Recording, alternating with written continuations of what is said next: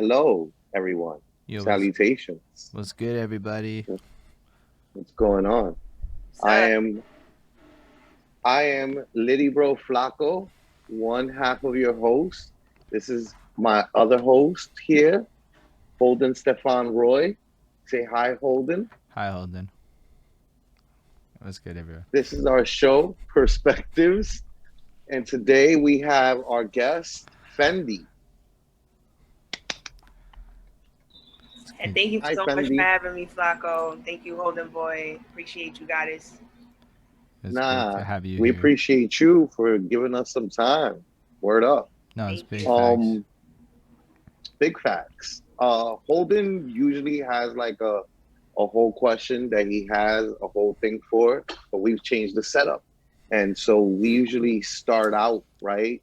Um, uh, with the story of like how we came together and how the show came together, right? Um, which was like I was doing the Littyyy Bros Volume One project, and Merker Miyagi, the homie Merker from Montreal, was like mixing the project. And Merker's like a very typical like New Yorker, even though he's not from New York, right? In the sense that like he like records guys, but like he doesn't ever share their music. Cause then you share one, you gotta share everybody's. Everybody's right. And he's like, listen, guys, I might record you, but I'm not promoting this shit. But he promoted our shit, and that got Holden's attention. And Holden was like, "Hey, who are these guys?" And then he did like a review, and then he asked to do an interview. And then when he did the interview, that felt like therapy that I never had my whole entire life. And I was like, typical New York motherfucker, right? I'm like, "Oh, this is dope. What am I gonna do now? I'm gonna put all my friends onto this." So immediately went to Holden and was like, yo, let's do a thing together. And here we are. And originally it was called Bridge the Gap, but we changed the name and we're now Perspectives. And you're our second guest after Thank you. Sarah Connor, Thank you. right? Lit, lit. And yeah, so really though, first I want to set it off with like, tell the people who you are and where you're from. I am Fendi from Brooklyn. I've been battle rapping since 2013 or so. Brooklyn. Um, I've had the opportunity to battle in Canada, California, and now Atlanta. I just actually came off a great battle at both Him Battle League.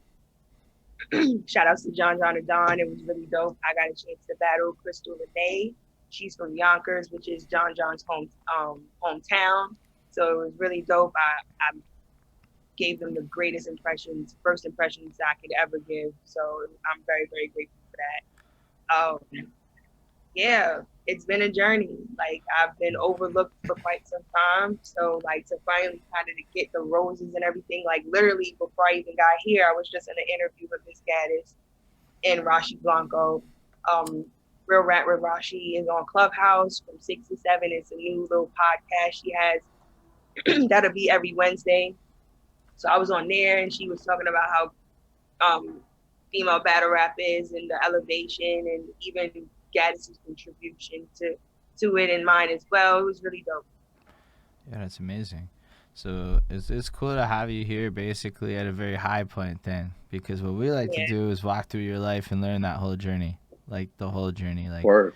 you may not be expecting the level of whole I mean when I say whole journey, but we're gonna get started. Then I got a little question that I like to ask people because it lands pretty well. And it's a bit of a story, and then when it gets there, you can just take it however you feel you want to answer it.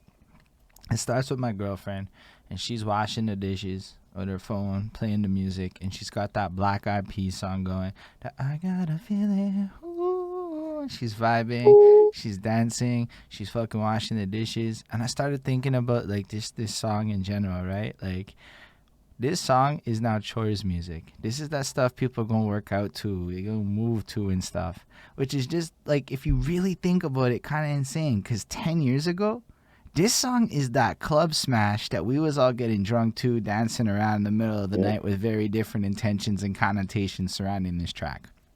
And that got me looking at music a little bit differently.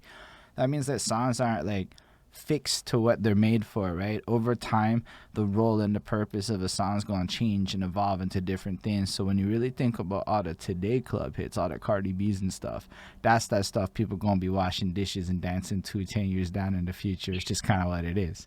People are doing that now, if you really ask me. Like, I've seen like women jog to Cardi. I've jogged to Cardi. I'm sorry, but that Bodak Yellow song is a smash. It is what it is. Yeah, like I like it like that. While I'm in the grocery store, I'm in Stop and Shop. Like you doing the spaghetti out, just getting your stuff. Like it's really good, feel good music. I'm not gonna... But, I love that song. But it got me like really just thinking about like musical journeys, right? So if songs have journeys, then we as people have journeys. And if you into battle rap, you gotta have had some level of musical journey going on. I know I heard at least one song that you were on. Boom, musical journeys.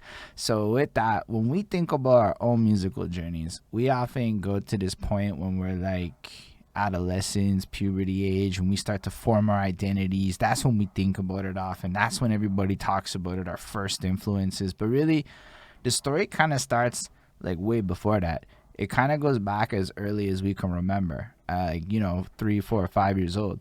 Like, I can remember being like super young, and my dad has all these gray boxes, the amplifier, the radio, the tape decks, all these things kind of attached together, running to all these speakers he had set up around the house. And he would play this Led Zeppelin stuff. And at night, there was that dance music things. At Christmas, we had these dance music remixes of Christmas songs, and that got played only at Christmas time. My mom, she liked musicals and discos and stuff. It wasn't really my jam, but like there was just different sounds and vibes that like kind of filled out my whole childhood. And honestly, like all the way to today, you can kind of like trace through the influences and impacts of who I am with it. So I was hoping you could bring us all the way back to the youngest Fendi that you could remember and kind of walk us through a little bit of the musical soundscape of when you were like the youngest you can think of. I was a 90s kid. I'm a 90s kid. And I noticed like a lot of 90s kids were either raised by their grandparents or was always at their grandparents' house. So you always were around vinyl or some type of cassette of any kind. So I was always listening to anything like Motown.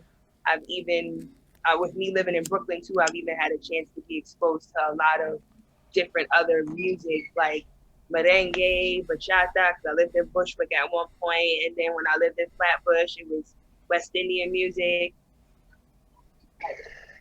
Oh, this is my daughter. That's so cute.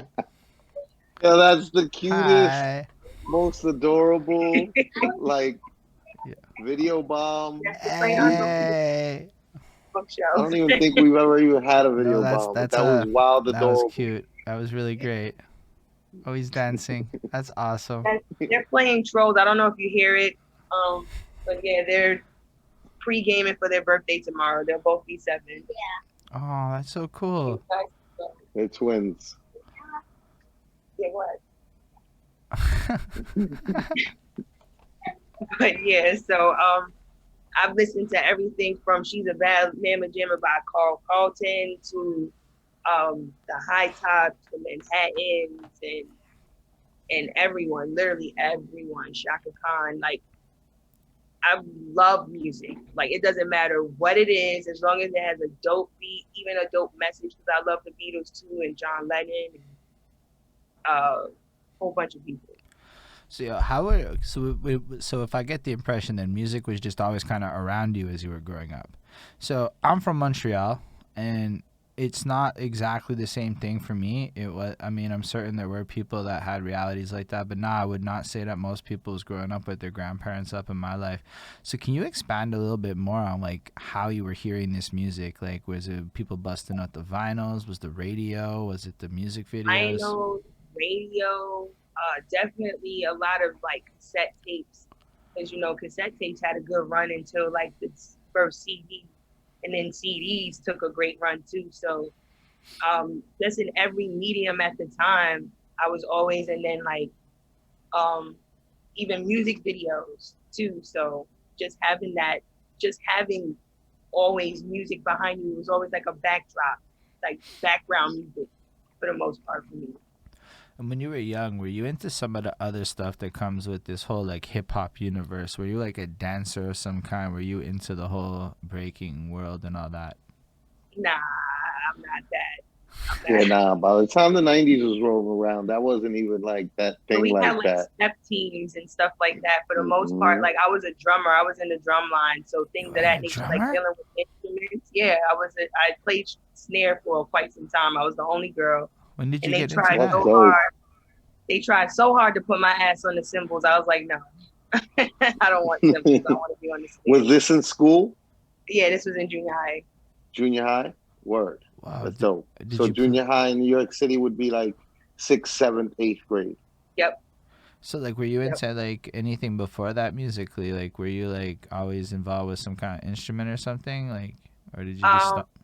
I just love music, honestly. Like, and my whole thing was just making sure, like, if I had a chance to, like, I don't know if you guys ever like recorded over a cassette tape, but like when Hot 97 used to play like a fire song, and I was just like, listen, I may not be able to get the CD with the whole track list of it, so I'm gonna just play and record, and Hmm. that was my thing. So like, just making sure I always had like new music to listen to, that was my thing. Hmm. So that's dope. And I mean, I know for you it may feel like I ask these questions and like they're like answers that are kind of what you would expect, but some people flat out look me in the eye and go, "I didn't even listen to music till I was 12," which is like, Yeah. yeah, you get the Nah, widest. we've gotten a lot of like varying like but you know what is one thing for sure is that like a sign of like greatness, right? Like I see with our series, I see a lot of people saying that same thing where it's like I recorded over whatever I could. We didn't have no, I came from the same type of environment. My parents weren't buying me no microphone. They weren't paying no money for a microphone and allowing me to just rap to my heart's content and be happy. No, my parents weren't doing that. Nah, and you it's you know, also like So we crazy all just you even well, we mentioned the made whole recording part, because like before I even knew I wanted to rap per se, I always knew I wanted to write. So I was a very good storyteller as a kid. And okay. my grandmother was like, since you want to constantly have all these stories, you got to keep them archived. She gave me this big ass like recording thing where you put the cassette tape and I used to just make my own stories. And then it progressed to like poems, and then I'm doing slam poetries for Urban Word and stuff like that, and I'm Hold up. performing in So Black Ice. that's dope. we are gonna go through all of that trajectory to where you get to the performing. Trust, I'm gonna keep this going, like roll it back, because you're saying you're like young, and you're an epic storyteller to the point where you're being given a tape recorder to capture these. I don't think you understand how cool that is. Yeah. So what is? Can you give us a little bit of Yeah. background on these stories? Like, what kind of stories was you? I loved Rumpelstiltskin as a kid. I felt like that was like one of like the beginning of like mystery type category Yeah. stories. Like, what is this guy? He said his name is this. What's his name? Yeah, like Yeah. things of that nature. So just always having like plot twists and like, is this guy the bad guy? Does the bad guy have a backstory that makes you pity him? Things of that nature. Like I was always like, I would use common characters, but then switch it up on my own like spiel. And I thought it was You cool. would remix the stories. Yeah. Yo, that's That's seriously dope. cool. That's That's like dope. that's Because why all we the ask these rappers questions. talk. Yeah, exactly. Look, majority of all the rappers is like Frank Stacks just finished coming on a couple weeks ago and talking about when he first started rapping. It was he would just memorize rap songs, right, and pawn them off like his lyrics, right. But and then then when he starts writing himself, it becomes just switching up the shit from the rap songs you're already listening to. Mm-hmm. That's the first easiest way to. And you're doing the similar thing, but instead of doing with the rap songs and with the music, you're doing with the stories that you're reading. And it's like, That's dope. and you end up becoming an a cappella battle rapper, which is right. really Which is so taps into random. Like, storytelling, though. It has been just as random as anything else. So but like, it's not as random if you think about your, because I look at life like skill sets, right? the more that 10,000 hours perfection, whatever, all that stuff, right? So what you're doing at 5 years old and stuff, 10 years old, all that range, you'd be like 9 times out of 10, whatever somebody tells me at this part of their life just is kind of related to what they're doing as they're like now. Yeah. And that's why it's so cool that we got that. And you know what? Who else cares? Everybody that like supports you loves hearing about how like a 7-year-old Fendi's retelling Rumpelstiltskin up inside of the tape recorder. Well, I mean, look, right inside the comments, we already got, you know, Ishmael, who's like one of he's always on Holden's feeds, right? And he supports everything that Holden's doing, and he's like, that's unique because he's been here for all these interviews, you know. So he knows that, yeah, that is unique. Nobody had said that yet, you know. Like that's really interesting. Like you're remixing fucking stories. Like that's some real like storytelling shit for real. Yeah, like when I was doing poetry, like I've had the opportunity to do workshops with a lot of known poets that were able to go on Def Poetry and perform. And they were helping like me, the high school me, try to format like haikus and haiboons and shit like that. So I had came across Sapphire, who wrote Push, and she had did like this particular like exercise where we had to think of like a fable or old like something like where like it's dealing with animals, so like Mother Goose stories or any of that stuff, and like come up with a poem. So mine was, she gave me the girl that lived, the mother that lived in the shoe with all the kids. And I had changed it to the woman who lived in the Timberland boot. And I talked about how like single parent, like, you know, this single mother, she has all these kids and she loves her kids, but she wants more for her kids and so on and so forth. And she loved it, like absolutely loved it. We had to do it in like a spur of 15 minutes. And then we performed it at the Bowery, which was dope.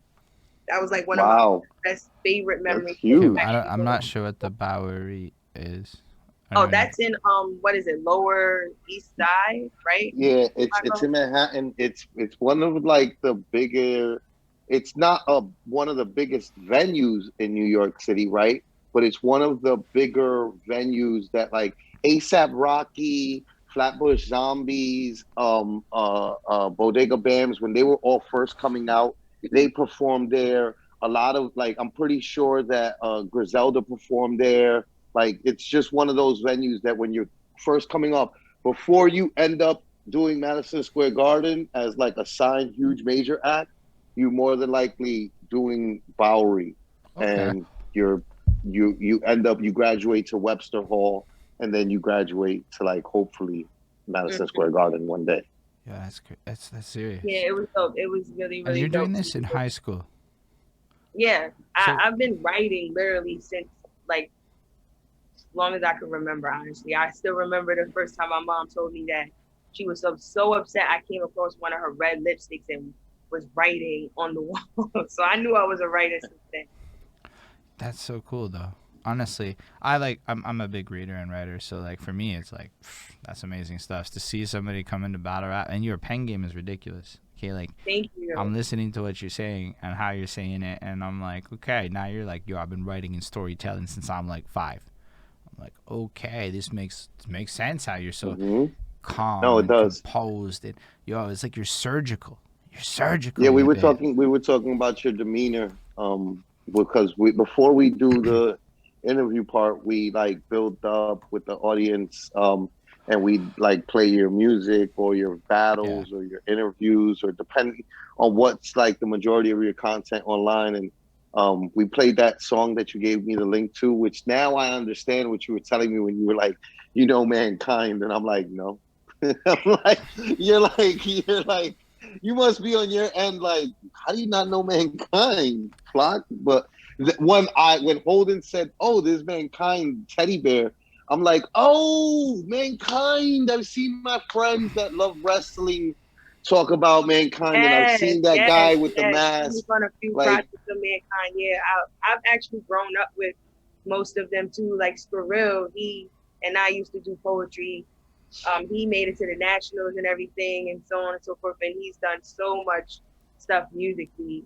And he hit me up and was like, "Hey, I got this idea for a whole collection of music, and I want you to feature on a few projects." And he had like certain segments. I don't know if you catch the theme of it all, but he used like WWE wrestling intros and skits and everything I'm to just speak bumped the on wrong like track. civil rights and all Yeah, that. we only I'm not played the gonna one lie. track. I tend Yeah, to like. I'm not even like. we Okay, were watching. We watched. Let's see, what was it in order? What we played? We watched. We watched you battle Your Kid somebody, and then I don't remember which ones. I watched like 7 or 8 of your battles the religious this kid. week. So Oh yeah, I battled Kid Noah. That was a Christian battle rapper from shit. Brooklyn. I have it open here. Maybe I can go back and tell you who you. Yo, who he we got on watched. my nerves. I'm not gonna lie. Like I was sitting here while Yo, your face during that battle, I was like, yo, Fendi. I'm never playing poker against Fendi. We watched LAG, I believe, on the stream. I might be wrong. And then I know I watched HF Smooth, and I know I watched the Jade one, and at least one or two other ones that I can't remember, because I'm not really like. I got into battle rap when I started doing this, and Flacko was like, "You never heard of Iron Solomon?" And I'm like, "No, I've never heard of Iron Solomon." And then I had to start researching people. So like week over week, it's like, who is it this week? Okay, let's go investigate and find what we can find. So yeah, that's how I got into like just there. But watching you do it, like it's like with fresh eyes and shit. I'm just watching you, and you got like this like deadpan, cold, like nothing phases you shit. Like they say whatever, and these guys are like blah, rah, rah, rah, moving around, and you're just like, whatevs. I'm gonna kill you with my bars. It's so crazy because like when I come in, I'm literally like this. Like I don't know if this person, because I've also noticed a lot of my opponents, they step their stuff up like totally. You know, when they step. I can empathize. I can empathize with that plight. That I always tell Sarah that I feel like that was my entire career, where it was like every one of my opponents, I look at their footage and then I look at their battle versus me, and I'm like, why did you decide that I'm the person that you have to go wild hard in the paint for, fam? Like, you never stepped up this hard in your life ever. None of this but against me, last week. You want to suddenly reach your zenith and shit. Like, none of it. So where was this guy when I was looking at your footage? You want to bring this guy out for me, brand new. Right, like, shit. Yeah, like, you had to just, I know I also take that as a compliment, because then I know that they're watching, and they also know that they definitely have to write. Like, even the dudes, like, most of the dudes that I've battled actually called me out and was like, yo, I would love to battle you. I love your pen. And that's always been a great accomplishment of mine, to have dudes say, yo, like, you have a great, great pen. So it's just really now I really want to work on performance. I've been working on methods to improve that, as far as like having a mannequin, sparring on my roof, yelling, because I have a very soft voice. And I know that. So now it's like me just channeling that inner animal. That's what I'm trying to do right now. I don't even know what you're supposed to do, right? I just know that I love the cold steel. Like, for me, the way you bring it against the energy, when I'm watching it after on YouTube and you're not in the room, you look harder than almost everybody else on camera. Yeah, no, you got a really good energy. So I mean, during battles, that gives like your opponent, you're not giving your opponent much to work with. You know what? Like when I was when we were watching your battles, I said that your pen is up there for me, like with Chilla Jones. You know what I mean? And like I think that like that's he's a good example, period. I think that you have a lot of commonalities, baby, in your performance style with him, where like, he doesn't give much energy, to the opponent when he's rapping at all, And so that's a good, I don't know, that's just good to be able to do, to not come and to not have that face come off as like bitter or angry or bothered, because that can easily happen, like you could easily be like, just like, oh, get the fuck out of here with that bullshit. But you look bitter, and like I've seen that happen with wild battlers, where it's just like I know that they're not bothered, but something about their face gives the crowd a feeling like they're bothered. Yeah, and I was so just saying the best rapper that has like the best poker face, like you can't even, like you would probably spit your hardest shit to this person and he would just stand there with shades and just be like, no, it's Dre Dennis. He will straight face your ass to death. It's like dead stare, no blinking. Like it's so funny and it's so perfect. And like I usually, what I try to do too, because I noticed since most of my opponents kind of step it up, and if I watched a few of their battles, when I do hear something that's like definitely upgraded level, like writing, I give them a head nod of approval because I feel like people need that. Like even if this is a battle where I know I can beat you, like I'm gonna tell you, you get an E for effort for everything that you try to do. You know, like some bars, I'd be like, oh, okay, you really tried with that one, but that was good. That was good. So I mean, it's important to like up your like it. I think that there used to be an energy in battle rap where like the more that you demolish your opponent, the better. And like after a while, it got to a point where it was like actually the best battles are like when it's a really good contest between the two, and it's back and forth more, and like an actual fight. Yeah. And those things make the battlers look better when they have that demeanor, and because now you're maybe making an opponent who maybe isn't as good as like he really is getting like credit for, but the fact that he's getting that credit is good for you because that's going to bring replay value to your battle. Somebody's gonna play that battle for people and be like, yo, check out this dude, yeah, or whatever is your opponent, dude, woman, and they're gonna be cheering on your opponent because they like him, but they don't know how the people that they're trying to put onto are actually going to react to the battle and fuck around, and they become fans of you more than fans of the person that they're like the person's trying to put them onto. Yeah, like Chilla Jones definitely showed me. You muted yourself. When you're very like intricate, a lot of people, there's gonna be a selected amount of people that's willing to listen in. So now I kind of learned to maybe even not simplify it or dumb it down, but make it to where it's not as abstract for the average listener.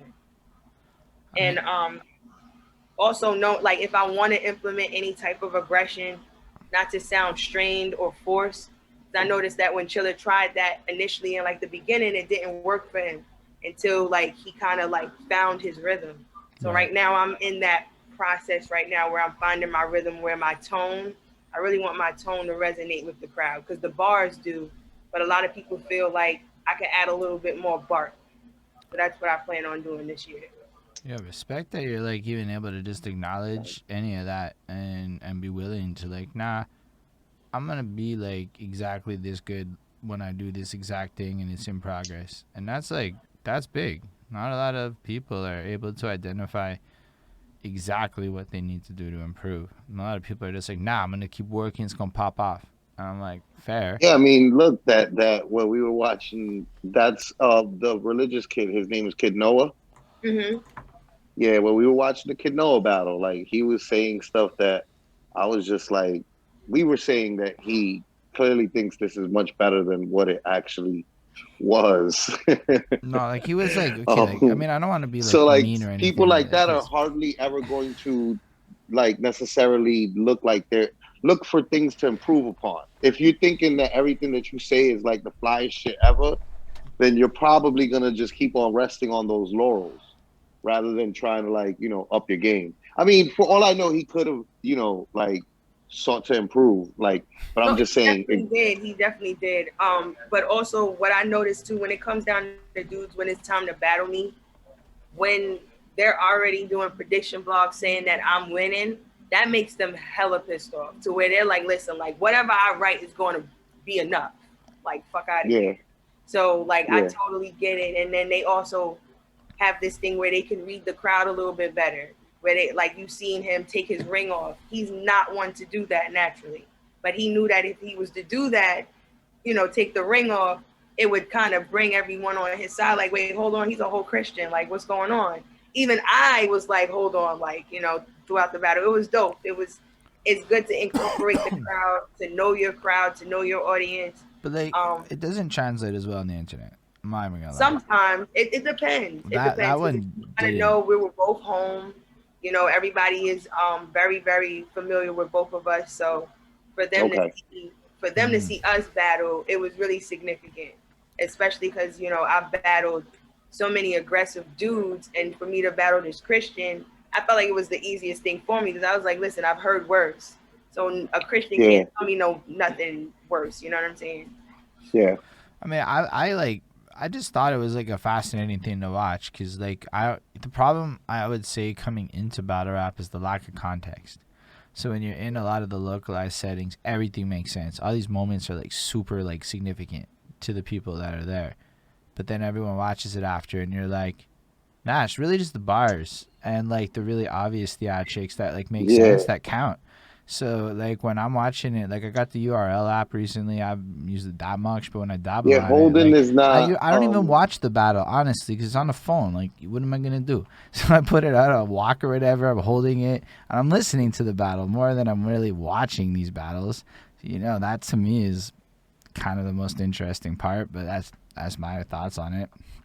I mean, but that's also, you know, that's your experience with it, right? Because you're using it that time to dedicate to right, watching battles. There's some people that like with the app, like they connect it to their TV, you know, their phone to their TV, and they watch. Yeah, they like watch like battles like they're watching movies at home.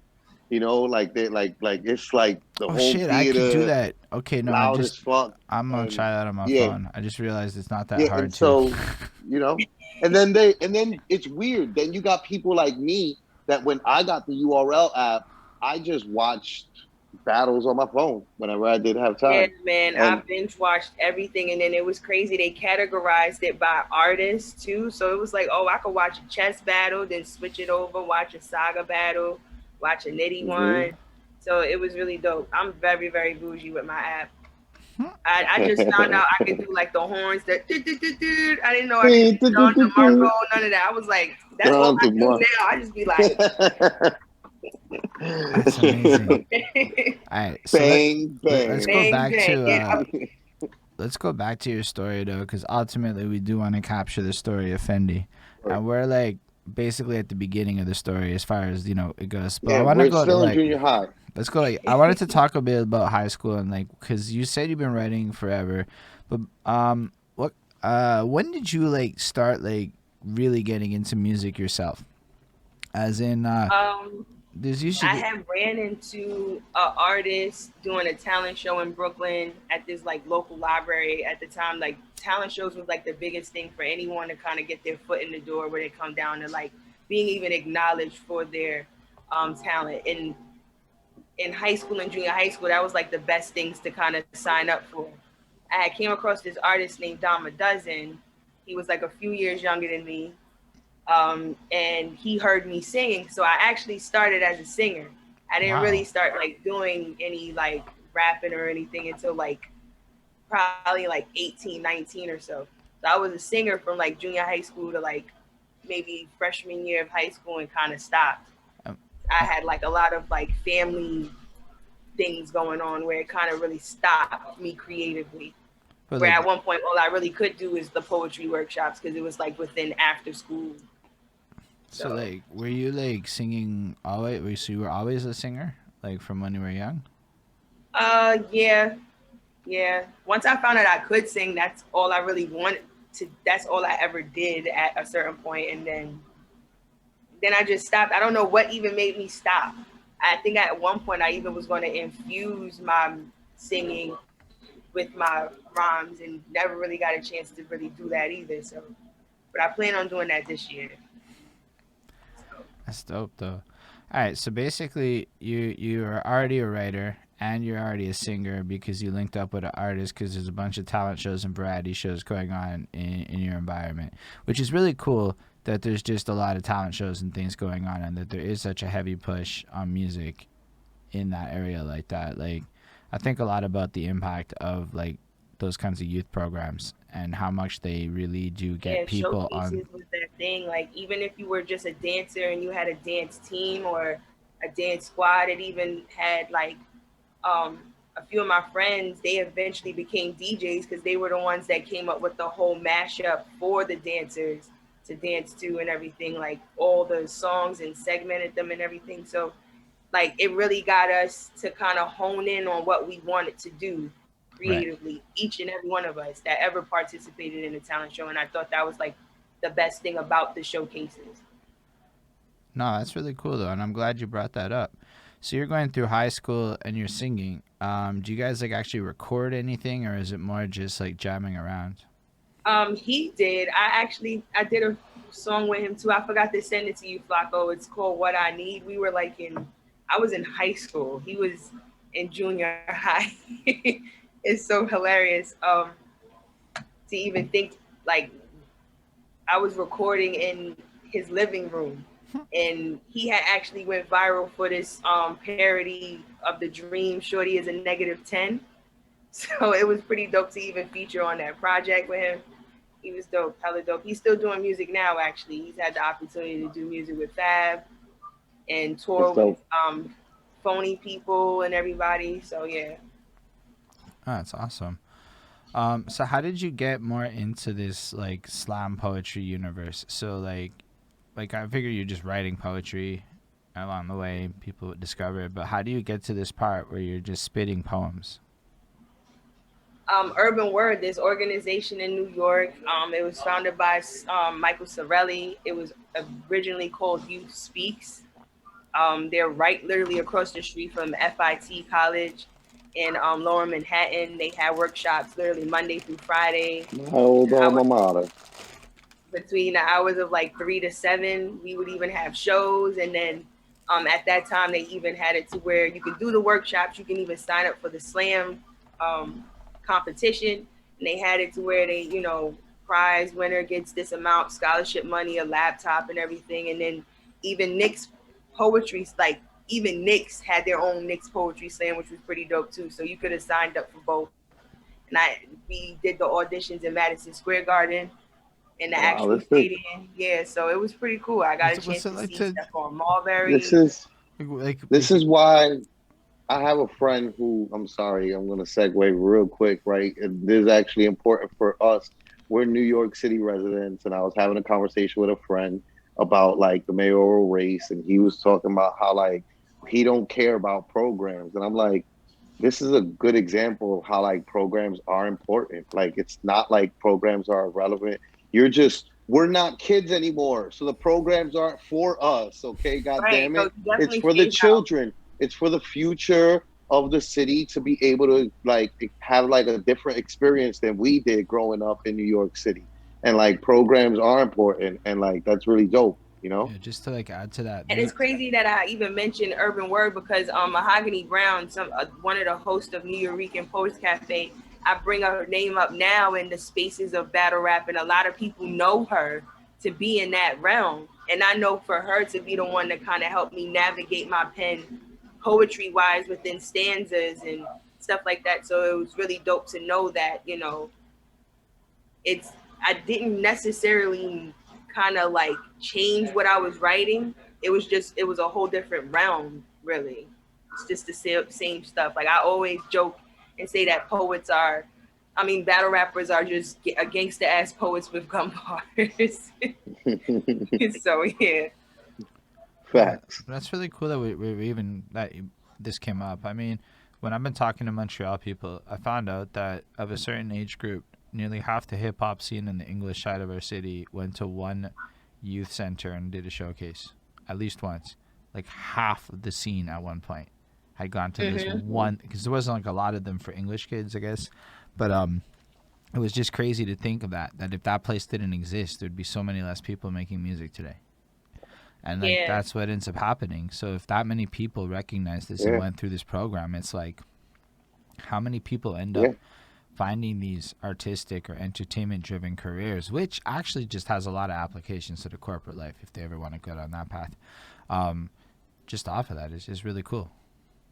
Yeah, I've always was one to like look for opportunities, and they had this thing where just look on the bulletin board, and that was just one of the flyers that I happened to see. And they had workshops all throughout the 5 boroughs. So even if I couldn't make the one in Brooklyn, I could always go to the one in Queens or the one in the Bronx. So they That's definitely made dope. it to where everybody in New York can benefit from these things. That's dope, and that's dope because it encourages you to like be able to travel outside of your borough.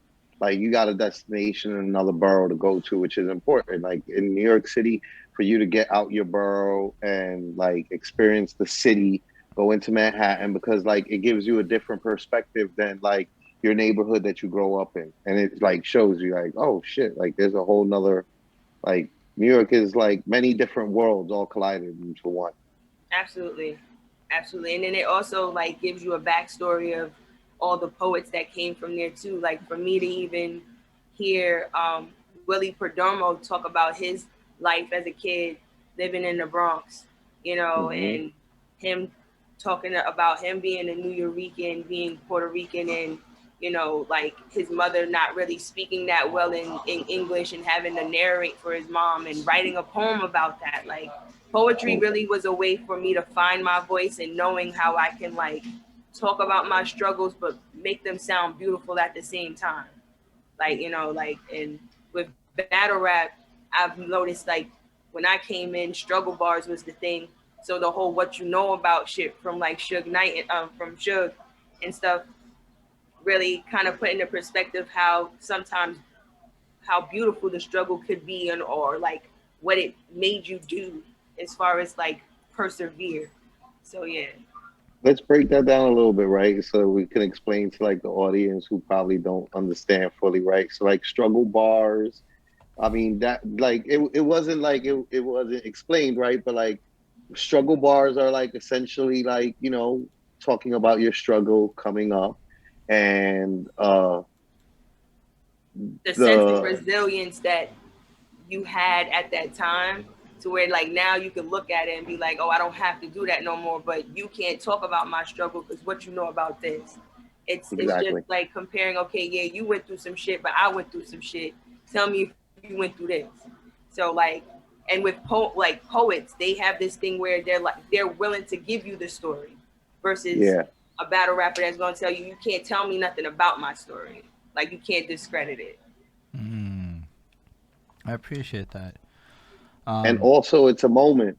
So like she's saying when she came in, it was struggle bars was the thing.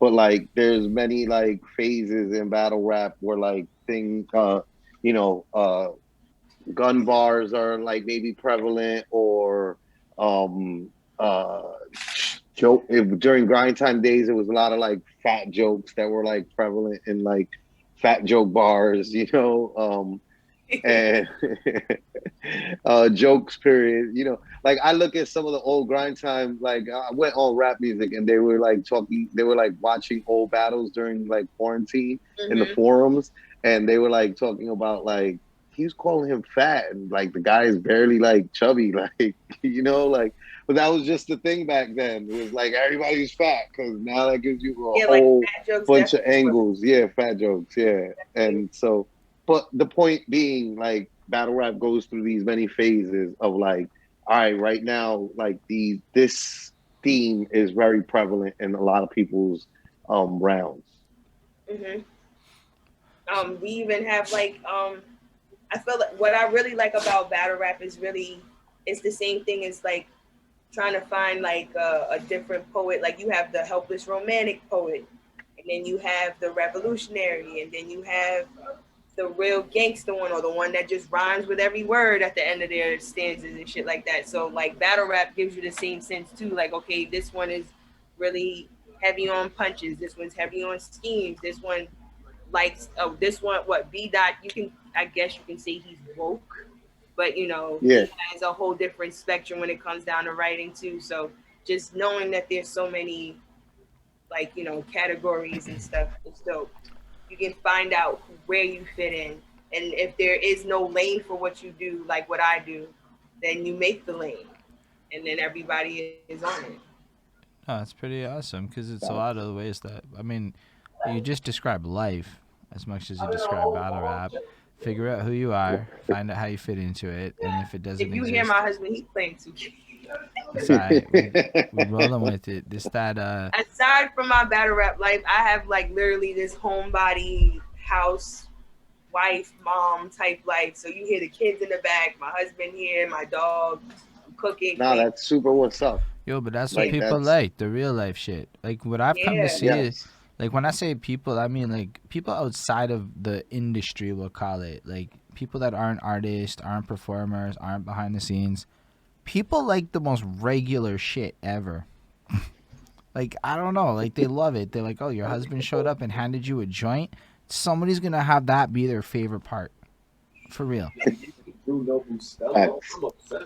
Baby, I'm on an interview. You want me to make coffee right now? That is definitely another person's favorite. See, and part. then a considerate husband, you know, where Right. he's like, He's like, "Oh, "Oh, you're in the sorry." interview. You My see, fault. bust out My the curtain fault. was My like, "Hey, fault." babe." You know, That's amazing. this is absolutely perfect. Nah, you're wonderful. This is basically what we do. It's this experience. Yeah, it is. And we just run with it. And I'm definitely comfortable. Like now, like especially with what I've done so far, I really have to like learn how to give myself a little bit more credit. I've been around people like Flacko who's taught me, to talk about myself a little bit more. Like that's what the whole interview, when we apply for jobs, that's one thing that we're told to actually do. And a lot of people aren't even able to do that. So for me to kind of learn that in this whole like music basis where you have to kind of stand out amongst a whole bunch of people who are doing what you're doing. Like, what are you doing that no one else is doing? What do you contribute to the game? And even if it is something similar to someone else, there has to be you have to tweak it somehow. Yeah, I love what you're saying. Because, like, when I talk to, like, young people about what they care about what the artist cares about more than they care about the art of the artist. So it's almost like the skill matters, but, like, to really get somebody as a fan, you got to be part of that equation. So that's why hearing that she was a singer and we didn't even talk about the drum stuff before we leave high school. We got to talk about how you got into the drum stuff. That was an after school program. There's a Steppers band. They were very Steppers known band? in Brooklyn. Steppers band was this drum line that was out in Brooklyn. They pretty much came out just around the time Nick Cannon did the whole drumline thing. So they had a great run. They were out in Boys and Girls High School. And I had signed up and was lucky enough to be the only girl on snare. They even tried to like recruit other cats to do like other instruments. I tried the saxophone, couldn't fix my lips to do it. Like you gotta go like that crazy. I couldn't do it. So I was just like, nah, no horns. I didn't like the big ass bass, although it looked fun. I was just like, nah, it's too heavy. Like the bars that she was playing. So the snare. If you could just repeat the snares part that led up to the tables part, that would be super cool. Oh no, I was just pretty much just drumming on everything. Everything was a drum at one point. And then like that was my way of expression. Like I was an angry kid at one point too. So anything I could like hit, it was over. Yep. And I really aspired to be like the Black Sheila E too. I thought she was awesome. Shouts to Sheila E for real. Because she's an amazing drummer who's like super underrated and not like credited in like drummer circles enough. Yeah, I had Sheila E poster and a Questlove poster in my house around that time where I was just straight drumming. So this is like incredible. You're like already like a multi-discipline artist before the end of high school. That's you deserve flowers level cool. Thanks. I'm just gonna throw that out there. About all this, like it was just really dope to do that, to even be the only girl and like just do what I love doing. Like anytime I've ever had an opportunity to just do what I love to do, I never took it for granted. Always appreciated it. So then I guess what happens after, like, how do you get into battle rap or rapping in general? Like, so your poetry makes sense. You're doing the poetry. You have that natural flow. And then all of a sudden high school, I guess, ends. And then what happens next that, like, in your journey? Somehow I managed to be in this Facebook group where they were doing like this freestyle battle thing where you have to spit like 4 bars, 2 to 4 bars, but the last word you use, someone else has to start their 4 bars with it. And I participated in it, and somebody reached out and was like, hey, we want you to be a part of our league out in Coney Island.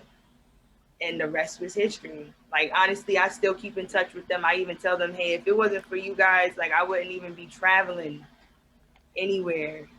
I just That's hit them up. crazy. Yeah, like, I hit them up and was like, guess where I'm going now? I'm going to Atlanta. It's, like, really dope. I would have never even thought battle rap took me to Canada, like, across the border. Like, for real, though, I think it's nifty that you started that with, I was in a Facebook group.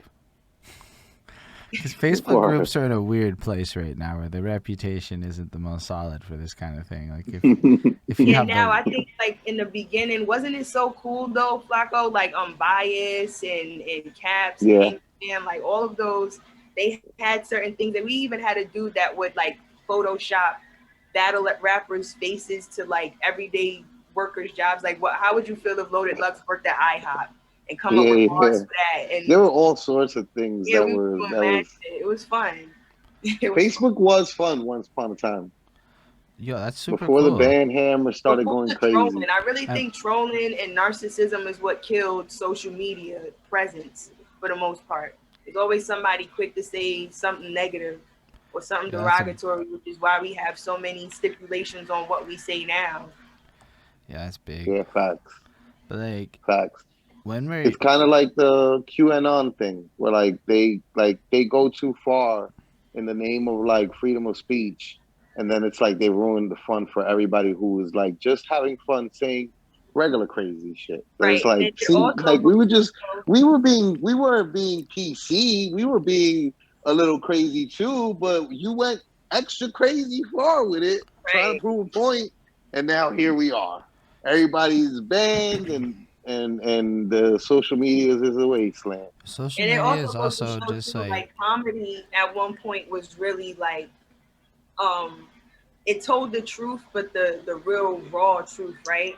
So half the jokes that we were laughing at that Eddie Murphy said or even Dave Chappelle said, now cancel culture would be like, no, like we want this person to cease to exist. So, and that's what I also like about battle rap too, like the rawness is still there, although we're still trying to find out what's the limit to that disrespect, because disrespect sells, but we can't fray away from the fact that you still have to be clever. You still have to have some type of like. I think that's kind of what happened a little bit though. What you just touched on with the disrespect thing. You know what changed between 2010, let's say, and 2021 on Facebook? About 2 billion people joined the club. And I'm not even playing. It went from like a few million people in colleges and then 100 million, and now it's like 2 billion people around the world. It's like it's like something like 1 in 3 people has a Facebook account. And that means the whole world is there. So then with that, the disrespect game really escalated. I don't know about your Facebook, but I watched that disrespect game go to levels that were like the conversation would become disrespect before discourse. And then I still see that play out. And then I saw the rules come. So like, it's unfortunate that like a lot of things are changing, but there's just a lot of people that also think it's super cool to just call random strangers names for the sake of it without even talking to them. I mean, fair enough. Like maybe that's allowed, but I know that I'm in Canada. I don't have all that like freedom of speech stuff to the degree that you do. It's not the same anywhere else but that one country you live in. Yeah, it's just the United States of America that does like, this. Like, you know, now we're playing my freedom of speech. World. I could. Yeah, you're impeding on my freedom of speech, and it's like in other countries they're like, "What freedom of speech? It's like, we don't have that." Selective. They're kind of a little bit more conscious on what they say. I feel like a lot more people outside of like New York and like places where you kind of have to have that grit and that wise, like the wisecracks ready, you know. You can kind of think before you talk and say something, versus where, you know, you kind of have to be on the defensive. And sometimes communication, like context really matters too. Some people are quick to misinterpret what you say, and you don't even come from a negative, you know, backing with what you say.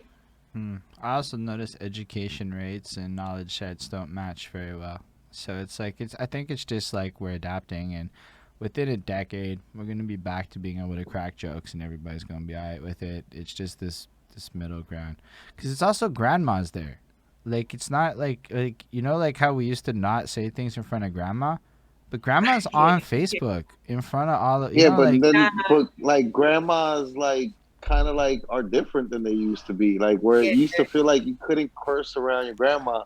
now Now it's like grandma your curse. grandma is cursing. So you're all like, right, I accept oh, that. grandma cursing. Grandma want to I'm go to the cursed too. club too. She want You her little know? seafood boil. She ain't taking care of nobody else's kids no more. I fucks with that She answer a lot actually. No, but like, okay, so you went from a Facebook thing, and then you said the rest is history. And I know there's like a history of battles on the internet from 2013 until today, but it's still like 8 years of you doing stuff. Yeah, because I would have Yeah. never thought. I really would have never thought. Like, because I even wanted to do journalism at one point, way before like fluff journalism was the thing. I kind of wanted to indulge in like politics journalism or anything dealing with like sports and stuff like that. So I definitely just wanted to be in the realms of writing. I never would have thought I would have been prosperous in what I'm doing now as far as battle rap. So, like, what was your first battle like? How did that whole environment play out? So you It get, took a year for my first battle to even happen. It was versus someone who was twice my age. It was in Coney Island. It was wintertime. It was brick ass. But It was. wait, how old were you?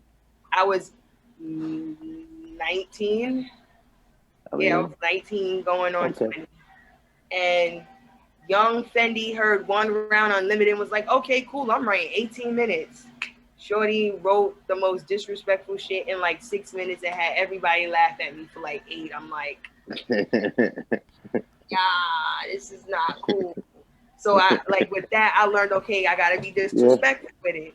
So like I learned that being lyrical is not gonna really work all the time. You gotta have to have other elements. And throughout my battle career, I've battled people who didn't have what I had, but had other things that I can add to my stuff, and I'll be A1. I've battled Gwitty and learned how to, have comedic relief and even like scheme more because he's a schemer. I've battled Trey 30 and learned how to say like certain things that's funny that still ended with a punch. So Mm-hmm. like, VA Paper Chaser, I just had the opportunity to battle in front of my peers, which I thought was dope. But yeah, with every battle, I was able to kind of like implement something that my opponent had that I didn't at one point think was important to have aside from lyrical ability. Battle rap definitely has taught me that, it used to be bars over everything until certain battlers really kind of upped the ante and went up without having to have bars. Like Dot, he's not really bar heavy, but he definitely has momentum and he knows how to sell a reach and so on and so forth. And just having performance when you Facts. don't have bars works for your favor too. So Yeah, that's a fact. Dot is great at that. so basically, are you, like, I don't really know how you go through it as a battle rapper. So for me, like, I get that you go to events and you write a bunch of bars for your opponent, and then you battle the people, and then you're involved in leagues or not, and then it's kind of foggy. So I know there's this great rap tracker website that had all of your battles nicely and conveniently put together. So I clicked on Yeah, that, verse tracker is the shit. a verse tracker, and it was very helpful. But like, I like as you're going through this, are you involved in leagues, or how does this all work? but as far as me getting on the leagues, Yeah, like, are you, how does, because I don't really know a lot Like, about leagues. Yeah. are you a member of like a particular, like, do you call any particular league home? yes, Coliseum is home league, but I've had the opportunity to battle just about anywhere. Queen of Ring, we go hard. I battle King of the Dot for GZ. I've also recently were able to add Bo Pin to that list as well, which is really a great achievement Yep. because that was his first ever all-female card as well. So I've done a lot of things for the first time for other people, and it's been really rewarding for me. What kind of things have you done as the first? I'm just curious. We Go Hard, they had their first female card a while back. It was the Laura Strode card. It was like their Halloween themed card for females. I was able to get on that. That battle was so good that they dropped it on We Go Hard channel and on Queen of the Rings channel. That's They dope. did that actually twice to my battles, and yeah, being on Bullpen's first women's intake card, that was dope. It was supposed to be three battles, but it was ended up being two. We still made it work, and it was great. We definitely impressed a lot of people. Um, me having the first intergender card for my first home league, which was Brooklyn Light Club. I've done a lot of first. Okay, you started at Brooklyn Mic Club before you did Coliseum. Word. Copy. Yeah, that was the one that recruited me after I did the freestyle battle. That was their group that I was in. Word. I remember Brooklyn Mic Facebook group. Yeah, shout outs to Clark, shout outs to Bulky, rest in peace, Chic and Gooch. So as you're going, But Yup. yeah, it's definitely a journey, yo. And I'm still on a big one. Like there's a lot of things I still want to do. Like the fact that I was able to get roses today with Gaddis, somebody who's been doing this with Sarah Connor, and I love everything that Sarah Connor does. So like, and she's been able to battle on URL and made a great comeback with Lady Caution recently. So it's really dope. so like, Facts.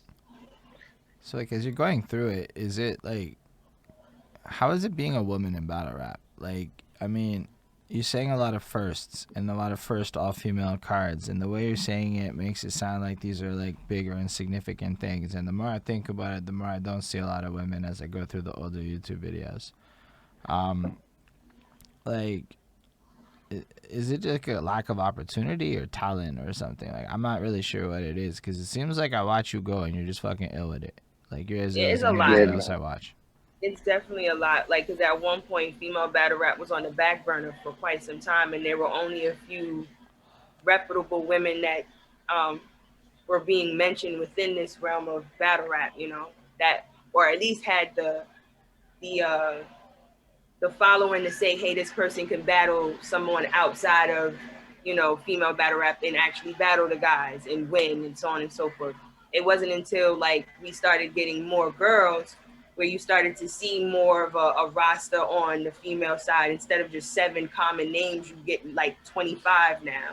And it's even building even more because we have a few more cards coming up where it's debuting more female talent. And it's really dope to even see the evolution within that. To see Miss Hustle go from, battling Eve Hart to battling people like Lady Luck, like that's elevation yeah. within itself, even within those vets. So it's just dope to contribute and partake and also bear witness to all of it at the same time.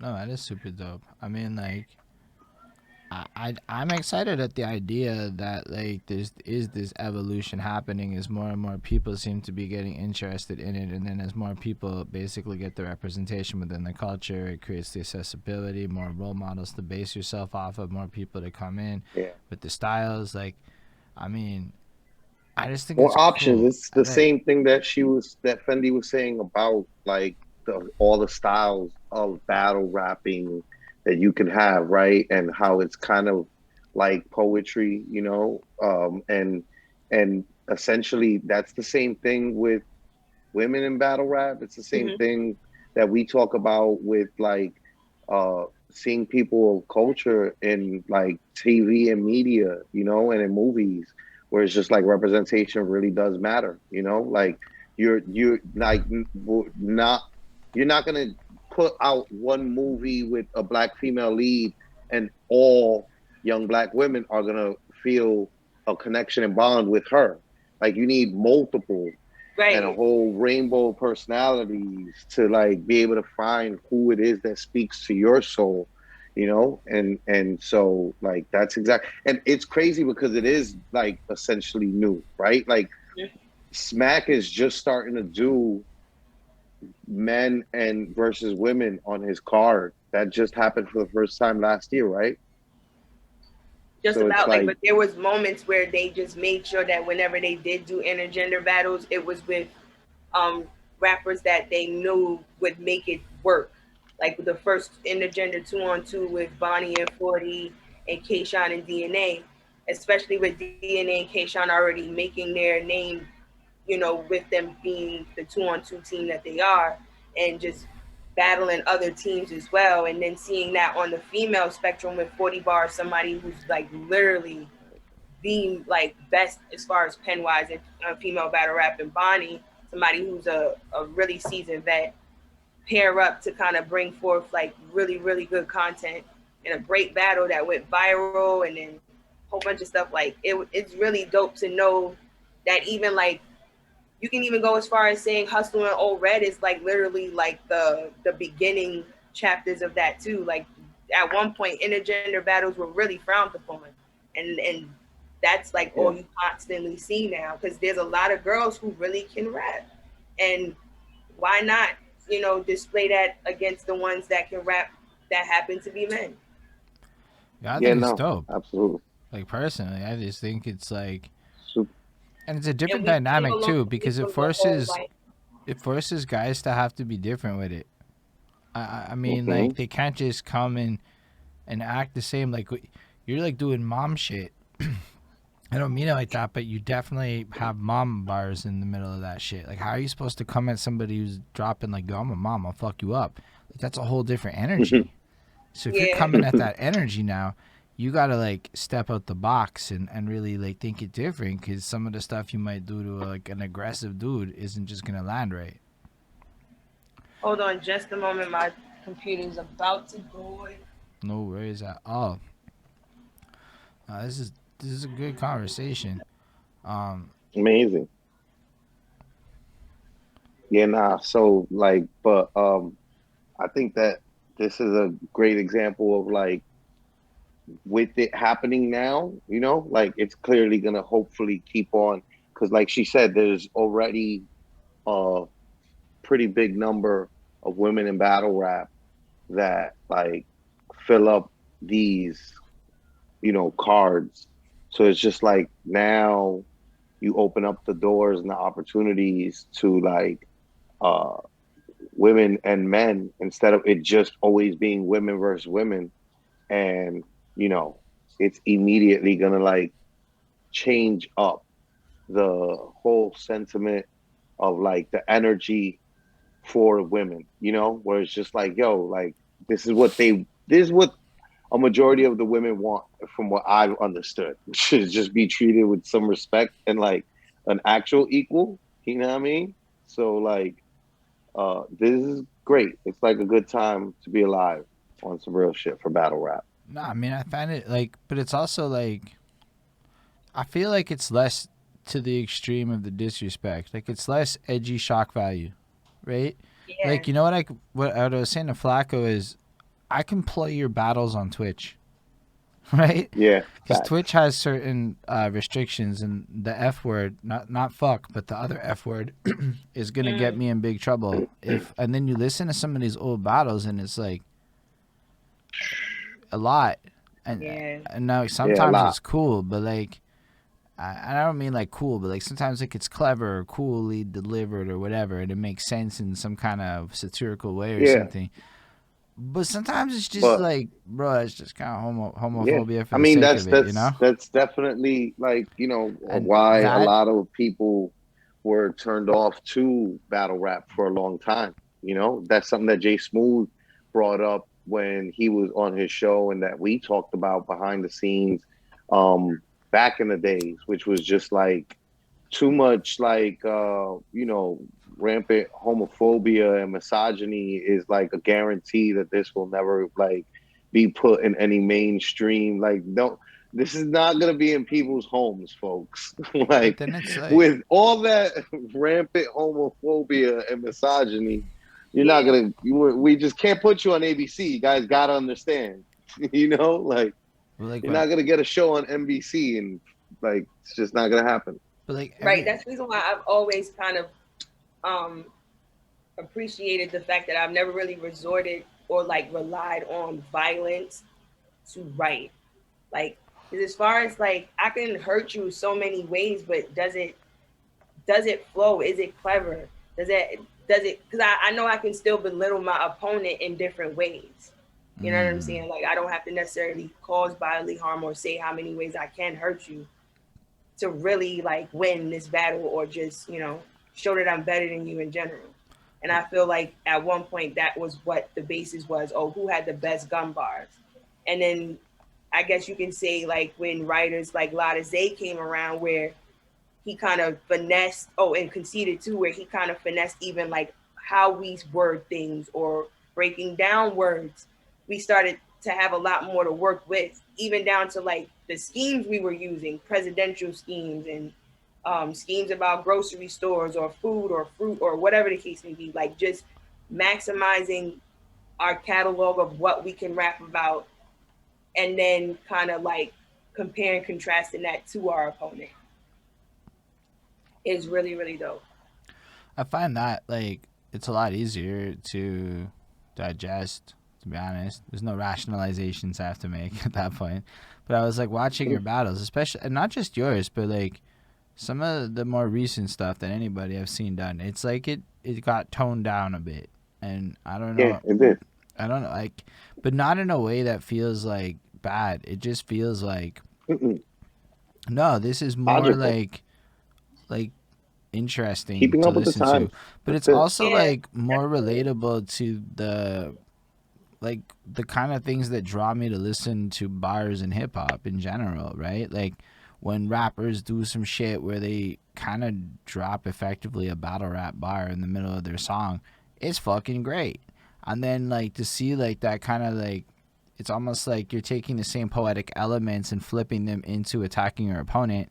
And it's instead, because a lot of like the 90s golden era is just battle rap at nobody. Like they just battled nobody. Yeah. No, unquestionably, that's like what the '90s absolutely was. Like it was a lot of rapping about rapping, about beating people at rap. But these people aren't on the song. It's just you rapping about these imaginary people that you'll beat, with your raps that are so much better than theirs. That was the majority of '90s rap, Yeah. But then it makes more, but you take that energy into battle rap, and it feels like that's what a lot of you, I don't know how many of you, from what I've seen, a lot of people seem to be more tapping into that, and it makes it like just kind of cooler and honestly a lot more accessible. Like I understand a lot of what you guys are doing. I don't understand the inside joke of the league disses and all that. It's when it gets into like a little bit, you got to dig for it. Yeah, that's when it gets into the whole like the tangibles that really have nothing to do with nothing. But like they're still cool for the people that get it, right? So that's also like cool. I was like, gonna I'm not gonna say like taking for, away for is us, bad. for the people who are on the inside, it's always like, oh no, like he just said what you call it about what you call it. Like, oh, he messing with what? He messing with who? Oh, what? Yeah. And like, sometimes you know what too, like I find myself like a little bit like the old like elder statesman in the shit, right? Where like I don't get shit, right? But like then that makes me ask and like find out, like, oh, who, what, where, when, bars. Yeah. Even though I know like what people like, I know the pedestal people put my pen on. So when I question a bar, like for perfect example, I did not watch any Friday movies ever until like the pandemic hit us. I watched all of them now, and now I get every bar that I missed. But when there were certain Friday bars, I'm just sitting there like, it's fire. Like, yo, I watched Friday like just recently too. So like Kyrase is in the Zoom, and he's like, "What?" That's one of those. I do that shit with my best friend with Hot. Like Hot, like he's like notoriously, he's never seen Independence Day, and I'm just like, what the fuck? No, I've never seen Independence Day. You never seen Independendence Day? I feel like for you it's okay, Holden. No big deal. I don't mind. For my boy who's like, what? Like you're bugging, bro. Every time I say that I have never really watched like all the movies that we were accustomed to be like, oh, I watched it. I can literally it's really I little to like 5 probably I've watched, and I just watched what was it, Players Club not too long ago. I was just like, okay. I was late to the party. I feel you on that. I wasn't allowed to watch a Oh, lot of good. shit when I'm young, so I only got into it all when I'm 18 plus, and then it's like what, trying to catch up plus absorb all the new is very hard. It's a hard balance to do Very both hard. at the same time. Very hard. I basically Listen, spent don't my feel whole bad. I adult life felt the doing that. same way back in the days, like with a bunch of like Nas's Illmatic, Tribe Called Quest, De La Soul. Like Yeah, a lot of that stuff was like before me, and like by the time like I came around, I'm just like, bro. Like it took me to get to my 20s to like listen to Rakim Paid in Full.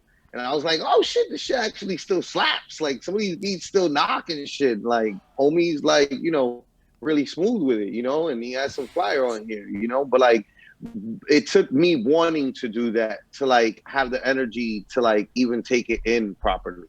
Like to ask people who are not of an era to like be able to ingest it the same way that the people of that era did is like impossible. Like you can never feel, I could never feel like what my mama felt like when like Elvis Presley was out here gyrating his hips and she was like, oh my God, this is amazing.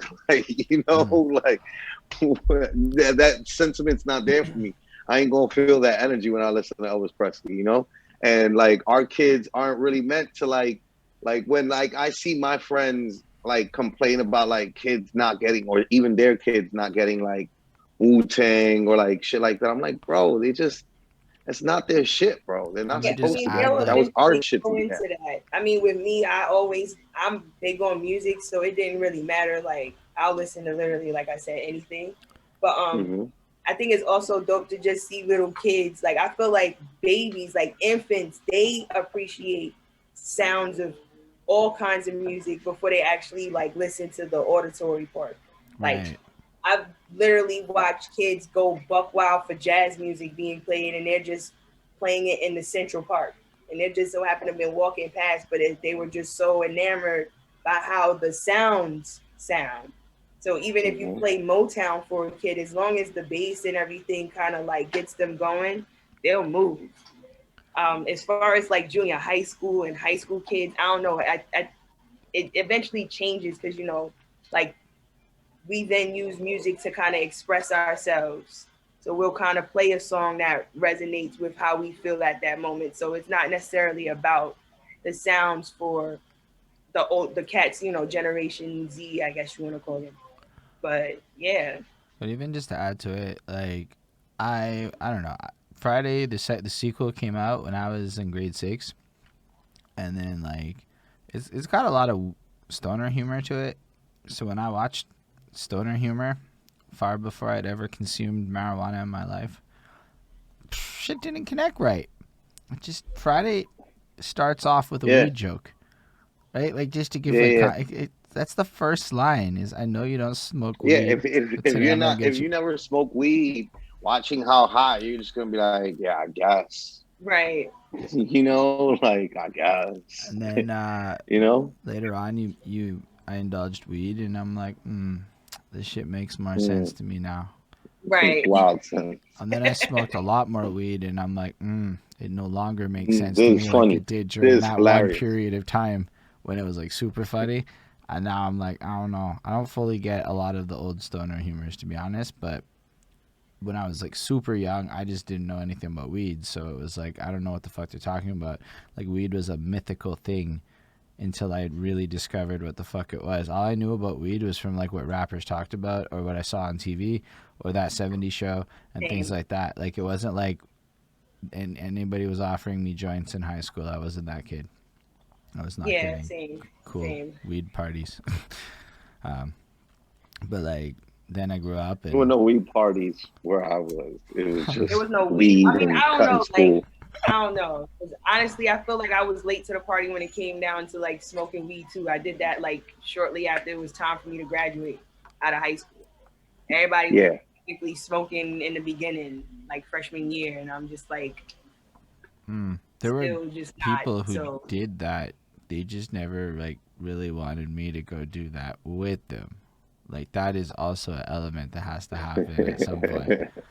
Or like you have to um, express desire. Anyway. yeah, or you have to express desire.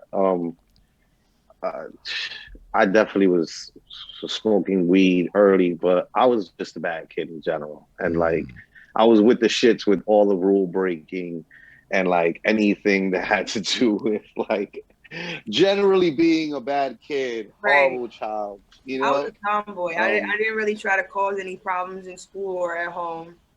Um, I knew in certain ways I was awkward because I liked boys, but I knew boys didn't really like me the way I would wanted them to. So it was just really like me, books, and music at one point.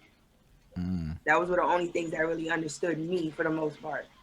So, and I was fine with that. And then uh, I got older, and then life happened, and then life happened some more, and I'm like, you know what, like I started feeling like I started to really neglect the creative side of me. So that's what I'm doing now. I'm really trying to like cater and pour in more into that, and it's been working. Yeah, that's dope. We got a question though. What are your favorite books? um Favorite books as far as titles, or I guess books that are meaningful to you that you would recommend people to read. The Color of Water is a story about this guy. He was raised in a biracial household. His mother's Jewish, he's black and Jewish, and it talks about his mother's like backstory as far as like how it was to be a Jewish girl and convert to Christianity after she met a black man and stuff like that, and raising a black boy in a society. I forgot what era it was. I do believe it was the 80s. So that story was dope. Um, Another title, anything Octavia Butler, and I've actually grown to love Monster Walter D. Myers after seeing the Netflix special on it. But I love the book first and foremost. The book was really good. So, what kind of creative endeavors do you plan on getting up to over the next bit? Like, I assume you're going to keep battling as the battles come because you're crushing Yes, it. definitely. I plan on being in the studio soon. Like before the year is over, I definitely want to have at least one or two EPs out or some singles or what have you. I definitely am looking into doing some playwriting, screenplays. I've been doing a Whoa, lot of training, screenplays? and yeah, I'm going to school for playwriting right now. I'm learning from the likes of like Shonda Rhimes and Aaron Sorkin. He's written The West Wing, the Social Network movie, and stuff like that. So he's kind of putting things in perspective on how to write a good story using research and um, having obstacle and intention with your stories, things of that nature. And then I also want to do like Afro futurism. And Jordan Peele got me feeling like, our representation in horror films is really prominent now, but I definitely don't want to use our real life trauma as the basis of the horror films. That's been another, trend I've been seeing. So just adding more representation and more storylines. I want to see black fairies, black witches, things of that nature. I even want them to do more like um, history movies on our like on certain things. Like, what kind of Yeah. things? Because, With I'm you not on all that. curious. I'm super into The history. Seminole War. I Sorry? really want someone to do a movie on the Seminole War. I have read on that recently, and I feel like that has some great visuals to it. Um, I want uh, to see a movie about the Haitian Revolution. that Like too. how you get to be the only how you get to be the only black people to win back your freedom and beat white people at like they like get out of here and we don't get a movie for that? I would Like, love a nah, B, movie I on want a Haile movie. Selassie too. A movie Mm. on Haile Yeah, Holly Selassie would Selassie be facts. hella I fire. would Uh, my fault. Now I'm jumping in lot. on your shit, but I just realized that. Nah, My it's fault. okay. It's a My good fault, question. Fendi. I got wild. Because we always on this. We always. I'm Manta Musa, sorry, yes, sis. I'm perfect, sorry, perfect. sis. Mansa No, my Musa God, is please. dope too. I've had the opportunity to read that book too, The Richest Man. Africa, and that his story is so awesome too, so awesome, to the point where Daylight even dedicated like his first shoe to Mansa Musa. His first So shoe. like, So yeah, he has his own sneaker. It's Okay, all I black got. and it has like black and like a gold strip on the very front. Right, right. yeah, No, honestly, that's so Daylight's a cool. great. Like, this is just cool for me because I love history, and I got really into reading whatever I could about whatever I could, especially Black history, because I got involved in hip hop, so it felt like a good thing to study up on a little bit more. So everything that you mentioned is super nifty, and like honestly, I take notes like that in my head. I'm like, all right, I gotta go Google more. Like I do know who Mansa Musa is, and I watched a few things on how rich he was, and that's like he's in like the top 10 wealthiest people in history, like in all of history, and And that's I feel crazy. like a lot of people could benefit from his characteristics into getting to that like, you know, to go towards that progress. We've always known what the 7 characteristics of the most successful people, and I feel like Mansa Musa has more than 7 for him to still be like, even now in 2021, where now cryptocurrency is the thing, you know, he's still being acknowledged as one of the most pivotal people as far as finance goes. Um, Even down to like our sense of fashion, like Yeezy has totally like changed what fashion is, down to a simple sneaker, and even down to like colorways. And so I want to kind of even talk about like the Harlem Renaissance and how that brought forth a whole change in what creativity was in Harlem, and how jazz and poets kind of infused that. That was like the first elements of hip hop in a sense. So like kind of getting that backstory too would be dope. Yo, you could just keep talking about things that you think are cool and Keep interesting that on people should work. go in because this is like lit. We need to make this a real, like, this is a clip. This is one of the clips for Yo, sure. You absolutely. know, like Like Fendi goes off on, like, shit, we need to make movies movies about. she wants to see. The Yeah, movies she wants to see. And that I For want real. to create too, and I definitely like Okay. Work. I've been watching a lot of stuff and listening to a lot of people that I admire, and a lot of people are saying, hey, like all your favorite stuff, read it. Like all your favorite movies, all your favorite shows, read the pilot and see how it looks on paper, and then watch it and see how it looks on film. So definitely been doing that lately to kind of get a sense of how my words can translate well on screen, and just making sure that the representation is there and not using like the same template type of like films that we're so accustomed to seeing from everyone, like, Hmm. you know, and the yes, stereotypes that Littyyy. come with it. Yeah, look, earlier today I was just complaining on Facebook because Billy Crystal and Tiffany Haddish on The Breakfast Club, and I'm just like, who told people that we want to still see old white men mixing with everybody else? Like, always, like, it's always like old white, like, sit old white men down. Don't nobody want to hang out with no old white men. So I definitely don't want to see no motherfucking It's movies true. about the combination of an old white man and a young black woman, or Yeah, an I feel old like we white kind of like, man you and a know, we're so Kevin past Hart, that.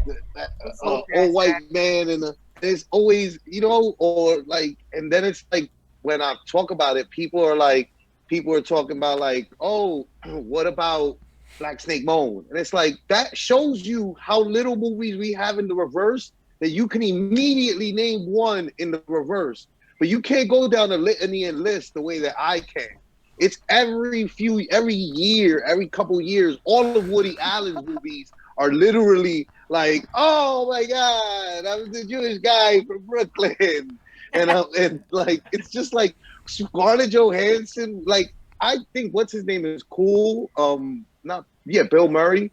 But Yeah, like, let's be he's real. cool. Like Bill Murray and Scarlett Johansson in real life, like, stop that, fam. Like, let's come on. Like, who are we Like kidding? Like, maybe on a nobody. line on Whole Foods, but not nothing like in a couple or anything like Like, that. it's Not at all. crazy. It's ridiculous. And it's Yeah. just like we definitely need the other. We need, like what you're saying, representation of other stories, and like different shit Yeah, instead like of I those like the different I'm same old I same. movies. love And different I'm shit. also noticing too, like there's a lot more like female, like black women representation, but now it's like the typical oh, she was a stripper, or she was a former drug addict, or she has numerous children or numerous baby fathers, or she's just bitter, she has a drinking problem, something like she's not all together. And then they always have to make sure they have like the white savior complex of some sort.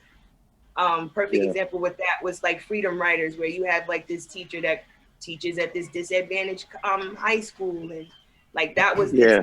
its own It's, trend at one point. You yeah, know? the coach, the white coach that comes in and has to, Oh, my Sandra mom Bullock loves with that shit. Yeah, you the My little know, mom like eats PR that up. thing. or the I forgot what one it was, that it was the white dude going into a Mexican neighborhood. And it's always, I Seriously. mean, like No, like it's the I same like thing grew up over and watching those over. movies on repeat, and it always is exactly what you're saying. And then like my parents would like watch it and be like, "Ah, it's the greatest shit ever." And Gotta get like, Oscar nomination and shit. Like you just in there like what? I mean, Real? I mean, you know what though? Our I parents just felt it was weird they that it didn't was like know the the things same that we movie know. over and over again. Like as a teenager, like I just that's the part that stuck out to me. It isn't so much that whatever the writing's good or bad or the actors are good or even beyond that. It's like, yo, this movie is literally just a bunch of minority kids in the hood having hard lives, and this one teacher shows up. Like, you know what? I see the God in you. And everybody is just like, you know what? She's right. And then everybody just passes Because the white person said it.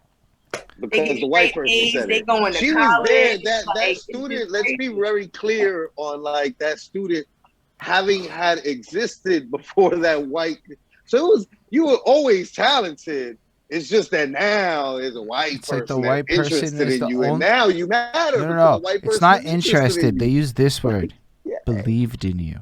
Nobody else believe, believed in you Right. before that. And then this believe. white person No, comes yeah, through, believes in you. And now Harvard's accepted you. I swear, What? it's like that's what happens in all these fucking And then there's movies. that one student like that gave what him a that hard kid, time. And you know that that kid. they have that real lengthy speech like, listen, I know that you sit here and your mother probably does this to you at home and you probably got to work at a pizza shop and the cleaners, but listen, you can go to college, you can get this right, get your life together. Mind you, the school is underfunded, there's graffiti on the walls and all that, but this person's words is what It's got this. one. Yeah, like it's got to be a little bit more realistic at this point.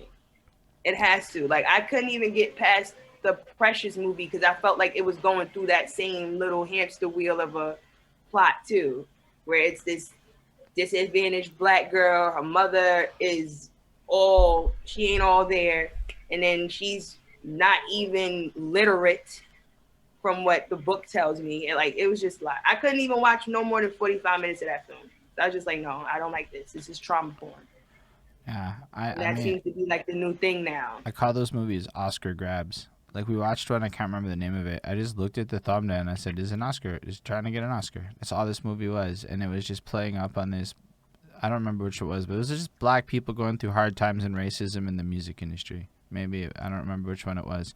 Yeah, it gets so corny and it's after a while like- to exploit struggle like that because everybody can deal with that. It doesn't matter what or who you are. You can go through feeling ostracized by your family, despite if you're Jewish or black or gay or whatever the case may be. But it's so So like just having but like they don't really like talk about the real shit, right? Like so you start like reading about this stuff and you start like digging in. Like there's shit like what? I found a stat that was like 5% of America was in the KKK at one point. Like 5% in the 30s. When I did the math. That's like a lot of people. That's like, and if it's more centralized in the South, that must be like crazy. Like, I mean, you don't really see movies, I find, that like really break it down, you know, like, oh, it's way more. Okay, fair enough. I just did math based on the numbers I had in that one book. I think it was like there's still like 134 chapters still open. Well, I just meant like in the 30s, it could be way more than 5%. I just did math. My math could have not been great. But let's say it's a sizable chunk of the Klan that like exists. So when you look at the movies that talk about the Klan, they make it sound like it's this closeted group of like 42 guys in the village that are like, sure, they're prominent, but there's only like ever like 42. Nah, this sounds like there was like the whole fucking town was the Klan. And I never seen the movie where the whole town just shows up and like puts on the hoods. And when you read what happens to these kids, like the Emmett Tills, and it wasn't just him, like how many of them? Yeah, no, that's what But it they did was, this though. towns and cities. That's you know how. what I'm Yeah, saying? that's how you gotta make. You gotta look at it logically, right? Like what? Simple example, right? You already know that like people of like different cultures, when they move to places, they move in groups together, right? So then you end up with like a Chinatown in your city, or a predominantly Eastern European group of people, or whatever group of people from all around the world, right? That end up in whatever city. Like that's how it is. So people always stick together. So it's logical that like wherever you're gonna end up, if you're a racist, you're probably gonna end up there, because like you're like there's other like-minded racists with you who are like, yeah, let's create our own town where we can just be the worst people on the face of the earth together and not feel bad, and we'll encourage each other. And that's how people are. It's just human nature. Yeah, shit gets real deep when you get into like all of the things that was. But yo, I never saw it in movies, is what I'm saying. I never saw that shit. I had to dig so fucking deep to learn about like what slavery kind of sounded like in this one book about a Jamaican slave revolt, where like I can't get these images out of my head, and I never pictured it one time that vividly, because it's always like this soft shit. It's not like a white guy pulls out a gun and blasts a person and everybody just like looks at it happening kind of shit, and then people just move on like people are cattle type. But you don't really see that side of it in any of the media. And that's where I'm like, I don't know if it's helpful, but like I just know that if me and mine saw that shit more, it might add more context to some of the things other people say. Yeah, that's why I really like the show Lovecraft Country, because it kind of gave you a sense of what that was. Like for them to even use a real life event like Emmett Till's funeral to also circulate an episode around, it was really dope to see that dynamic. And like we definitely need to do that more, like the context within it all, like with even within the people that hated or even lied and said, hey, this person whistled at this white woman. Like the narration of the whole thing, like, okay, yeah, this person lied, and then like they had to keep up with the lie, and then everyone else is all for it. They're like, listen, it doesn't matter, it's this type of situation, it's clean cut. And knowing like the disparity it caused the family, and like just the stain in itself of ignorance that is left on society too, because for so long it's been okay for this stuff type to happen, and for excuses or certain justifications to like let it go, or oh, like it's not as bad as you think, you guys came a long way from that type of stuff, but they found other ways to kind of still give us the lynch effect, if that makes sense. Right? So but definitely a way of them doing that is like withholding the stories from us too of what we've gone through, and only putting their stories. Like there's so many movies about the Holocaust.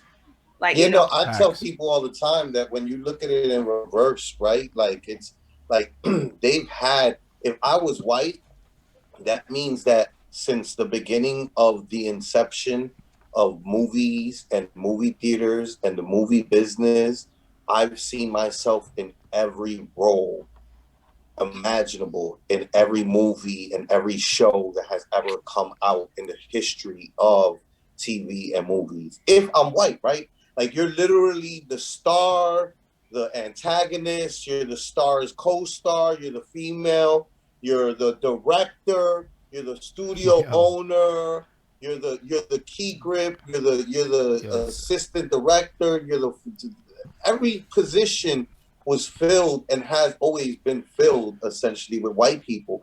They've seen themselves in TV their entire lives. Bonnie just dropped a great one. Hollywood has run out of white stories, and we know this because all they're doing is remakes. They ran out of those a long time ago. They ran out of those in the 80s. This is the era of remakes. I am garbage so to upset. me.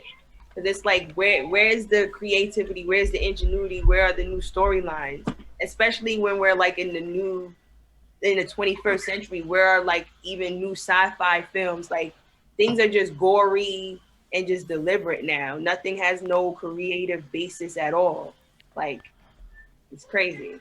Yeah, I feel like Like TV though honestly, the has been last movie that I was revitalized. able to really enjoy was The Great Gatsby, and that was only because Jay-Z infused hip hop with the 1920s, which I Yeah, thought so fucking fire. Like genius. Yeah. that Nah, was it awesome. got me to care. It got me to care about something that I've never cared about my whole entire life. That Like I movie was never good. gave not even like a half a quarter of an iota of a shit about like the Great Gatsby story, the book, none of it. Like I did not care I love the at book. all. I'm a And as soon as bookworm. I saw a trailer and it's got like what was it? What was it? Was it? I think it's I forgot what song. They got Ham or something that Jay-Z Yeah, and Kanye had on Watch the the Throne saxophone, album. and then just That infusing the whole flapper generation and all that with the long cigarette holders. Like it was yeah, just nah, so they made it fire. look sexy. They made it look sexy, and they did it. And like, even though we weren't there, we weren't represented. You didn't feel like we weren't there. We weren't represented because Jay-Z is curating the soundtrack. no, that was And one of the then you get Littyy's soundtracks. Like I was yeah, drawn to the movie for the exact same reason, cause like yeah. I mean I tried classics with literature. I have tried every time I try to read a classic, I am very disappointed. So I just stick with my non-fictions and history Did books. they ever do a movie on Animal Farm? Cartoon movie. There's definitely a cartoon movie on Animal Farm. Yeah. But I would not love like for them the. to do something with George Orwell too. I feel like he was beyond his years But too. not yo. I read one of his ones that was like in Africa. I don't. The country starts with a B. I can't remember which one. Botswana, A different one. I don't remember. I'm not gonna remember right now. But like still. 54, But it but was like, still. yo, it was really interesting. It wasn't 1984. It was like really just social commentary on different shit. And like, there's a lot of stuff that Orwell wrote about that nobody ever talks about, including like racism and shit, which I think is super nifty. A lot of his books were banned, Mm, especially Animal Farm in 1842, 1942, whichever. 1984. Yeah, 1984. Sorry, but yeah, most of his books were definitely banned, or they stopped like printing them for a bit, and then they reprinted them out too. Apparently, there is a live one in that. Yo, shut up, Cabin. Cabin's commentary is extremely fucking helpful. I'm not gonna lie. But yeah, there's a live one too. Yo, somebody just said Brave New World. That movie is like fucking crazy. Like not good. Um, but yeah, I don't know where I was going with that. I just some you see the comments pop up You here got say things lost out in the loud. book. It's okay, puppy. It's okay. Nah, I I like watched it happen. I was just sitting here looking at it, watching it happen. I'm just like, I'm gonna let this keep going. book talk I is see where it's going. yeah, I don't know. Book talk, book talk. You got wrapped up in that, like Bro, I'm always in the book talk. Like it's Yeah, man, I love books. like it became an obsession in the last few years. I'm I'm not much of slower a than I book guy want this anymore. year, but like I don't like I find documentaries are cool for a lot of things, but they don't go deep. Yeah, nah, I It's love it documentaries. But then there's no depth. When you read like a book on the subject, it's like the documentary is like 4 chapters worth of knowledge of that book. And then there's still the other like 15 chapters that come after that like really sometimes it's superfluous, but when you got like I read an 836-page book on fucking Fidel Castro and it was the most interesting shit I ever read. And you can't get that in a document. It's just too long. Like if you think about it, a page of normal screenplay is 1 minute, right? Like so this screenplay from this font would have been 1,600 pages. Like that can't be done in a document. So Yeah, maybe it's nah, a I mean, it's one of those things, right? Where like, I think I was talking with Big Sis Danny, Vice's sister, who like were on the EOW network, right? And so we were talking about books and shows and whatnot because she read the books for she's been reading the books for Game of Thrones. Mm. and she was telling me how it still hasn't even ended. I didn't even realize that. I didn't know that. But like, you know, it's one of those things where like I think each one, right? Like the clearly the movies and shows will never do all the detail that the book will do, right?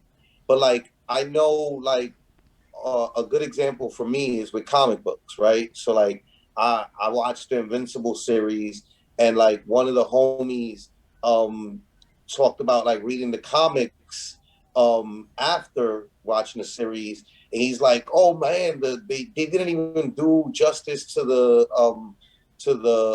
part where like the dude's dad like beat up like the Justice League version of the Justice League in the comic book world. And I'm just like, yeah, but at the same time, like the comic book pages don't move. Okay, so like the pictures that I'm looking at, Yeah, they you're don't just move. getting the automatic. So the animation, it moves. It's real life. It brings breath. It's real life. It brings, you know, like it brings movement to words that are just words, you know, like so like each one complement each other, you know, like you need for each to exist to give more life to the other. And like I can Yeah. totally accept that shit can't be in the book. It's just like Lord of the Rings is great. There's parts of Lord of the Rings I wish were in the movies. It doesn't make them less great, you know? But sometimes they like really do change. In Game of Thrones season 2, they drastically changed the entire plot line related to that fire stuff in such a way where it literally ruined the story for me, because the alteration of the plot line was so big that the main hook, it's like, imagine like you building up an entire 16 and you're trying to land a hook, and then they land the hook but they change the whole build up and it's just the hook drops. That's what it felt like for me watching that. And Same thing with the color purple, because I didn't know that Celie and Suge Avery were lovers in the movie. They were lovers in the book. And then they also specified more fights between Harpo and Olivia, because their dynamic was a little bit more it was way crazier in the book than it was ever when she said, you told Harpo to beat me. That was like one of the fights.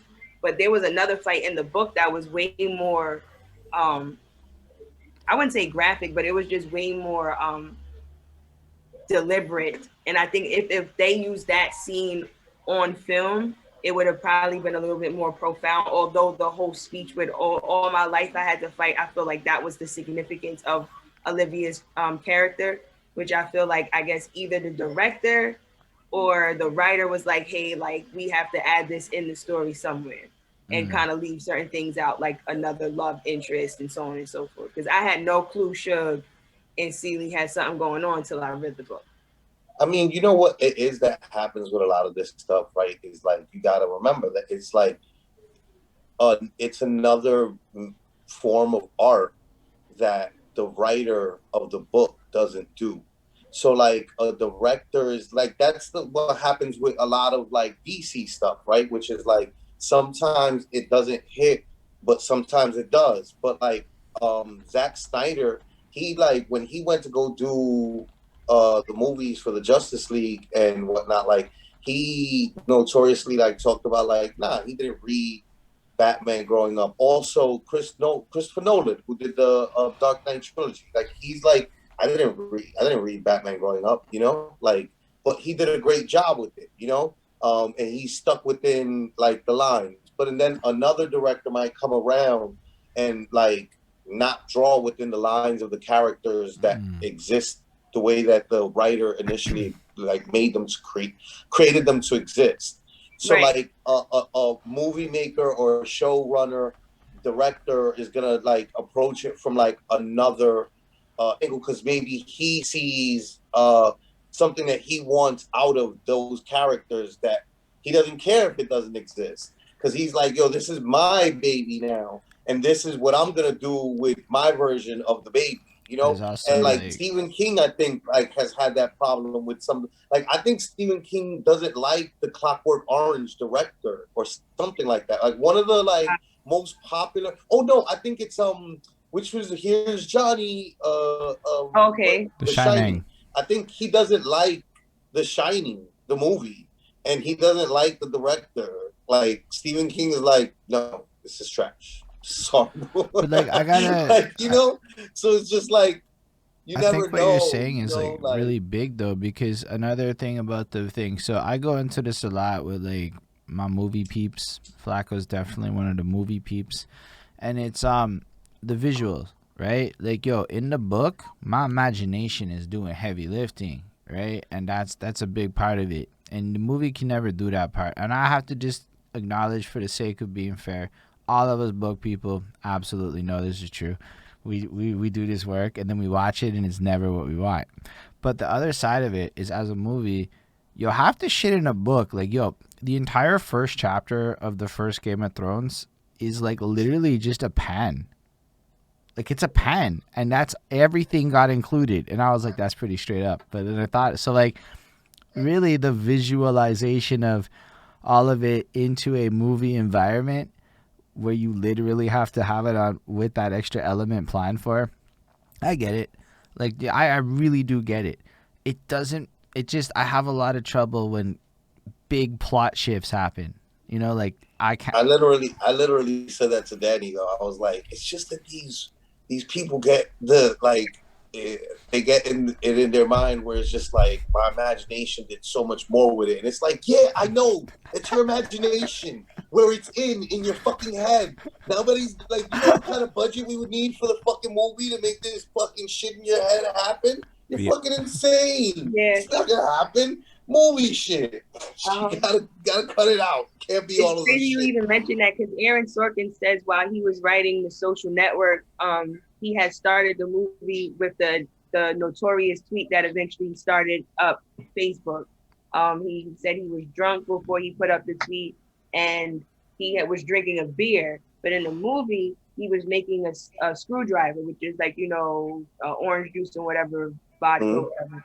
And he was having a conversation with the director, and he was like, oh, you may have to change that because he was drinking a beer. And he said, no, it looks way more sophisticated, like for someone, a college student, to drink a screwdriver. Like that's his intention, is to get drunk, versus a beer, which is a regular college, you know, drink for someone who's a college, you know, student or whatever. So he was like, as far as the visuals, you can kind of tweak that. Like certain things you can tweak. Yeah, I'm with that. I learned that with him.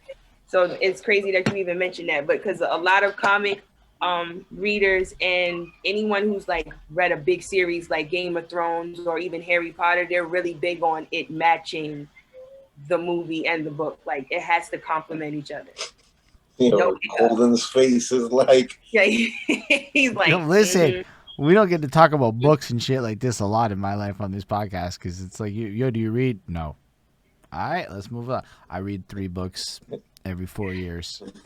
Moving and on. If they mention 48 Laws of Power, that's not a book. You can literally open it and start at any part of that book. No, I read every word of that book. It is a great historical database of things to Google. I don't care what anyone says. The parts where you break, if you read the book, it's lit. Yes. I read every word of it. It's a self-help book.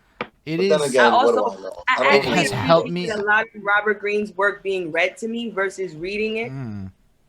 So I have the Laws of Human Nature on Audible, and it's way better. 48 Laws of Power. I know what Fendi's talking about though, which is like, I'm tired of the men that exist in the world that are just like, you know, always spouting like 48 Laws of Power shit that is just like, so, bro. Like, I hate the way people talk about that shit. I don't even know why you're like quoting 48 Laws of Power. Like, so it bothers me because they like, quote this shit so wrong. Like, nobody read the book. That book like it's the Bible, and it's like, no, fam. Like your absence is really not going to gain you anything. It's no. like, it's like when I see a guy modern day negging a woman.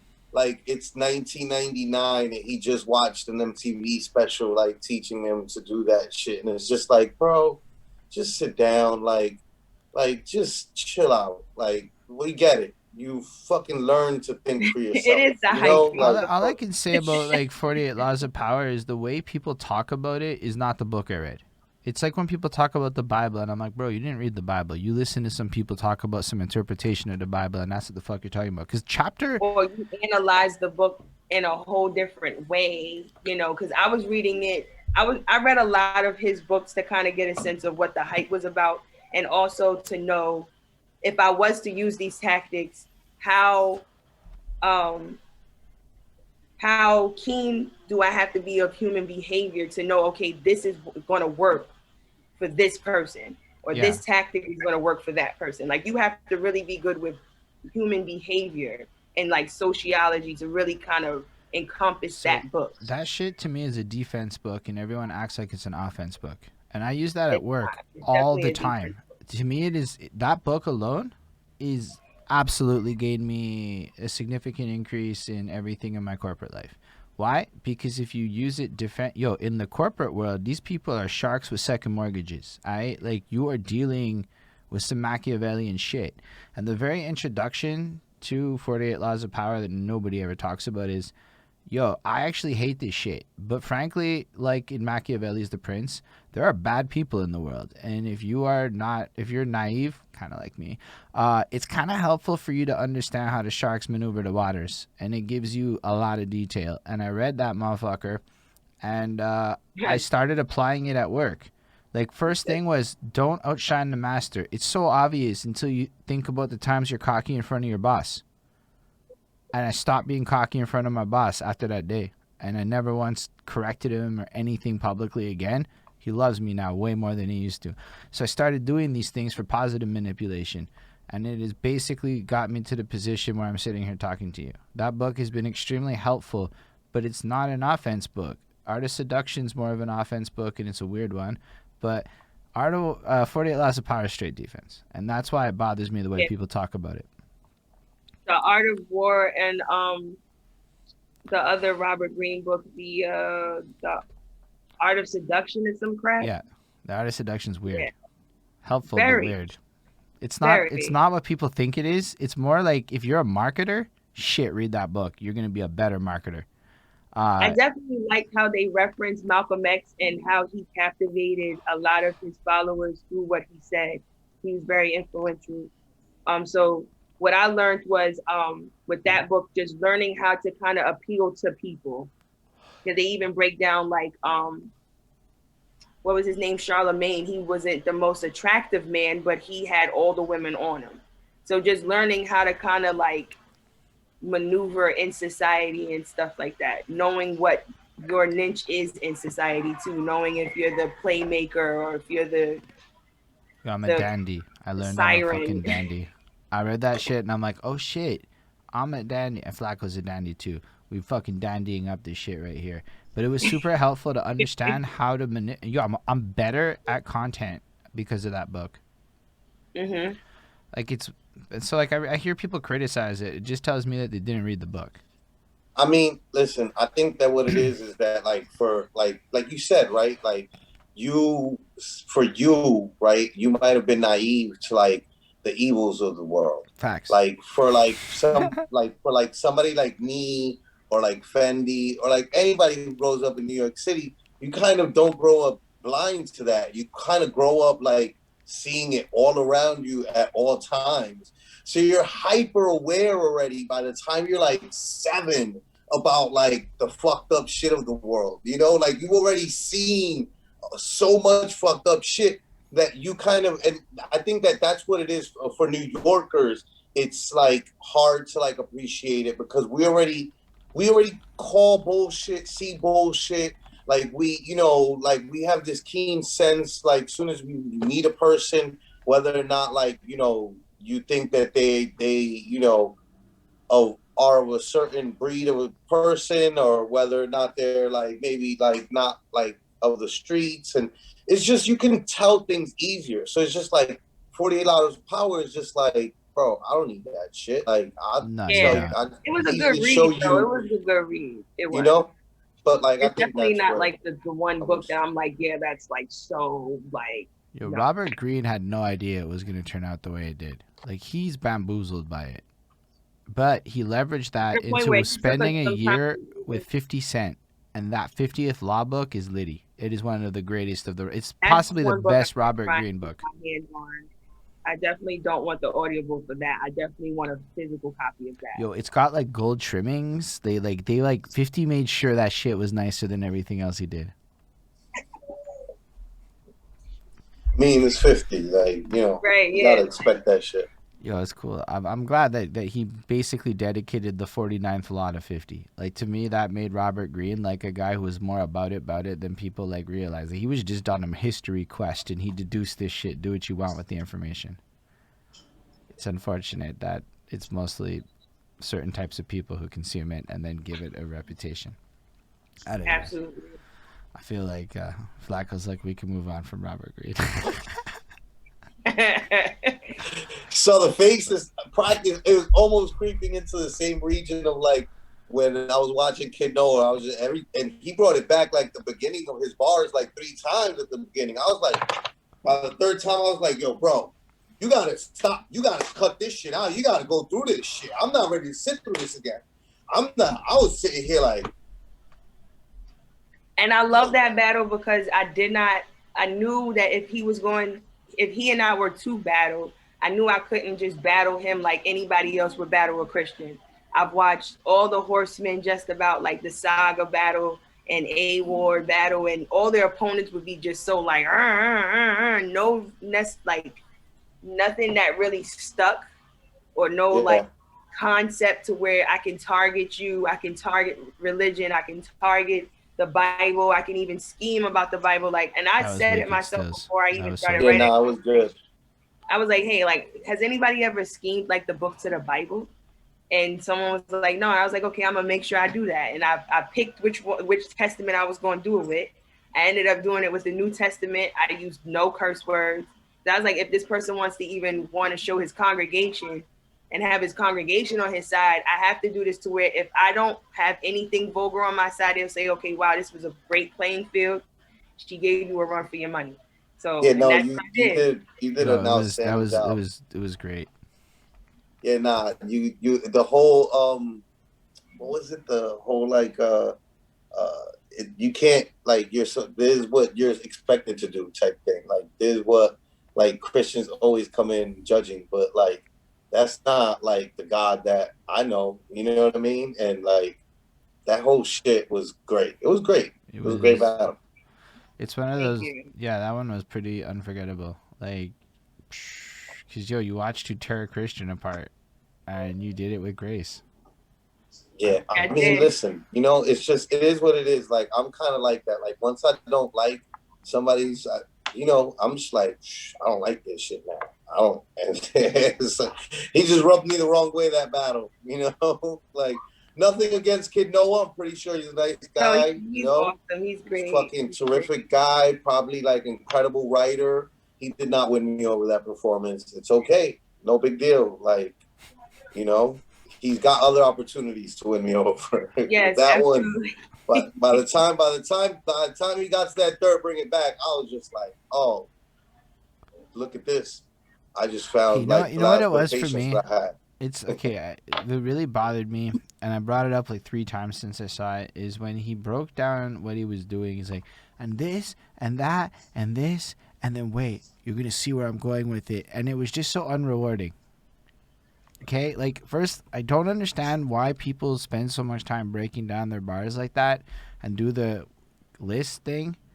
I noticed I have to do that because I noticed like the bars that I come up with are a tad bit complex. So like what last week I said something like her name was Crystal, so I said Crystal is here, but son, I'm charged up to show John how truly great I am at this. So I was scheming on the stones, crystal and amethyst. Nice. And like it didn't resonate. Like, but my scheme where I was talking about 2K and Call of Duty, that kind of resonated with the gamers in the room. So it really just depends. And sometimes with them they help to kind of like give them the breadcrumb. You gotta feed it to them. You gotta, do it. So basically, what I'm But understanding like it's is, really ultra simple though. Don't bother to break down because it's like we caught it the first time. so basically rappers do it in a sense because they feel that nobody got the bars, or they feel that people aren't gonna Yes. get the bars. But the thing is what? So, but my Or problem, the I guess, crowd is when loved they it, do it. and you want to like go, you want to get that like that big whoa again while you march on to the next bar. But either way, it's only like a one-time thing to me. Like when you do it a second time, it's just like, what the fuck did you just do? Who do Yeah, I think you you should only think run your you bars are? back at least once, just once. If it really is good and someone says run it back, that's the only time you run it back. But don't be Yeah. running back all your stuff because then that just makes a one round what it's 5 minute round turn to 18 minutes because of reaction and you got to stop and all the other extraness.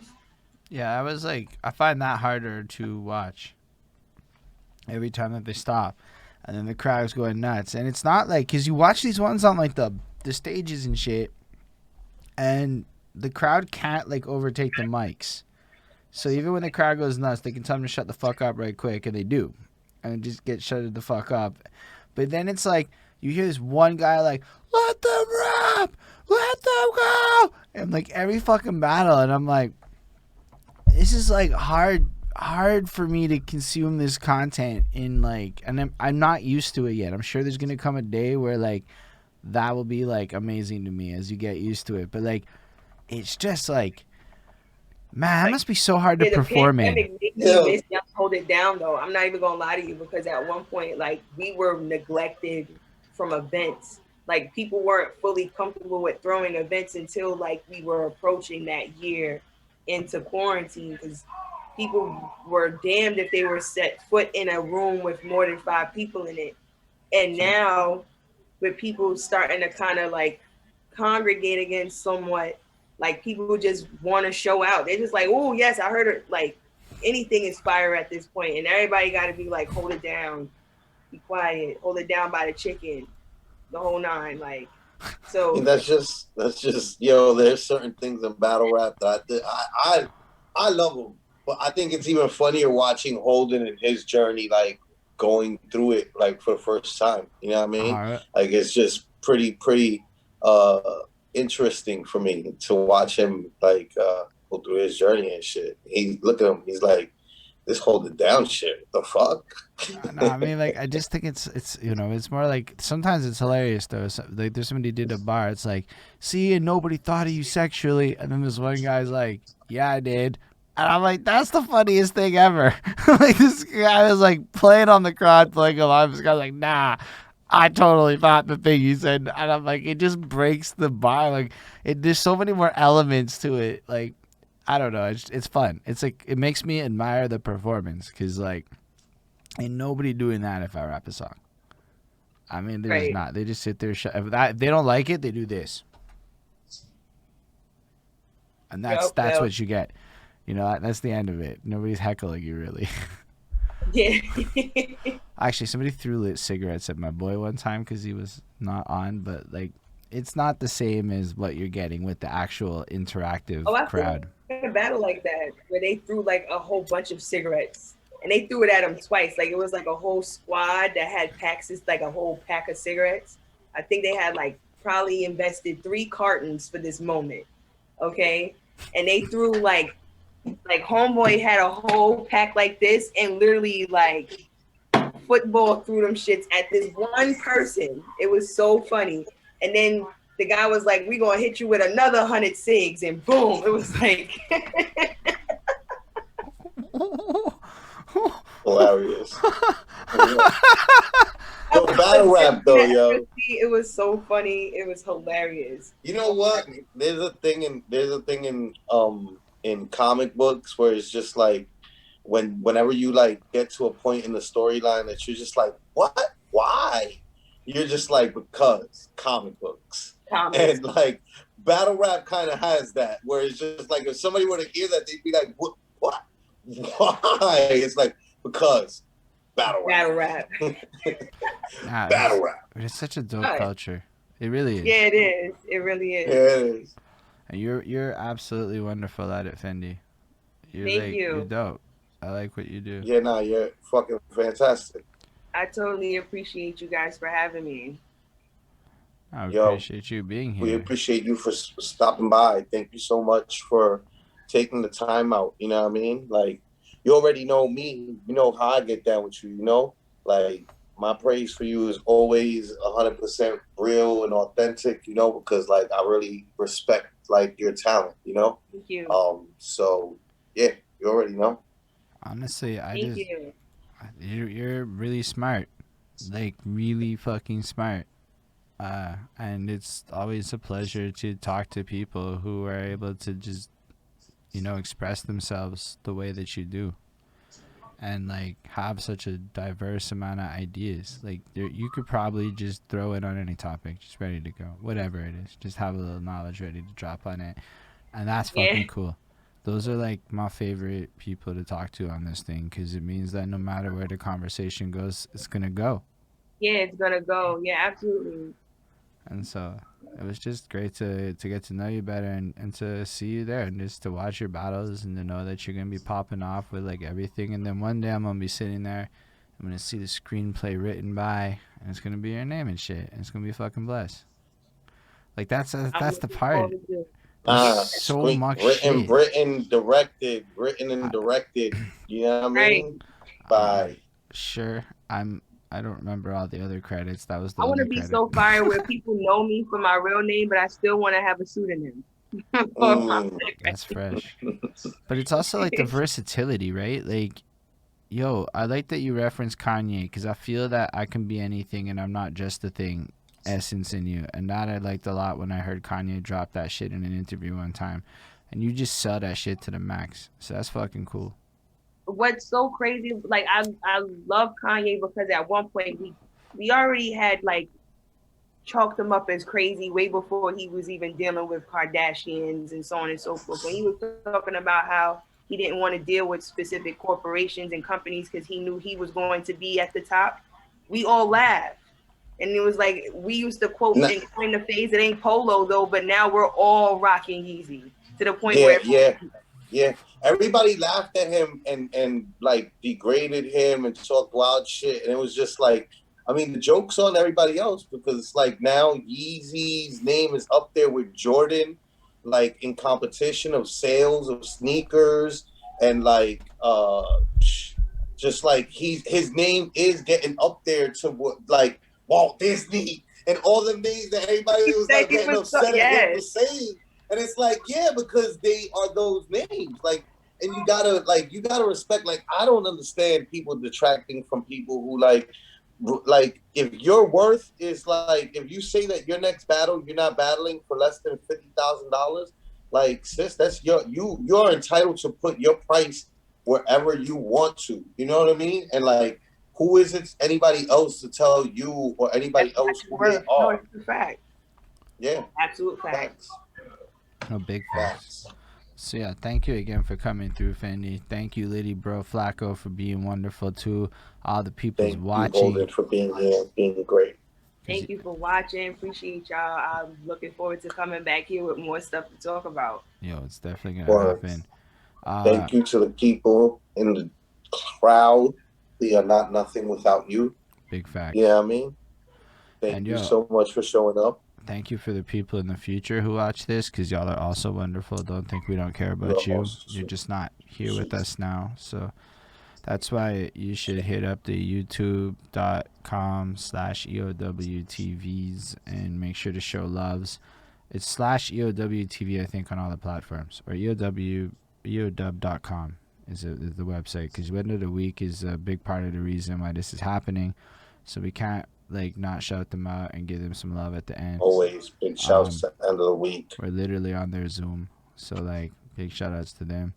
And yeah, so thank y'all for being here, and it was a real good time. So y'all, I guess live long and prosper, everybody.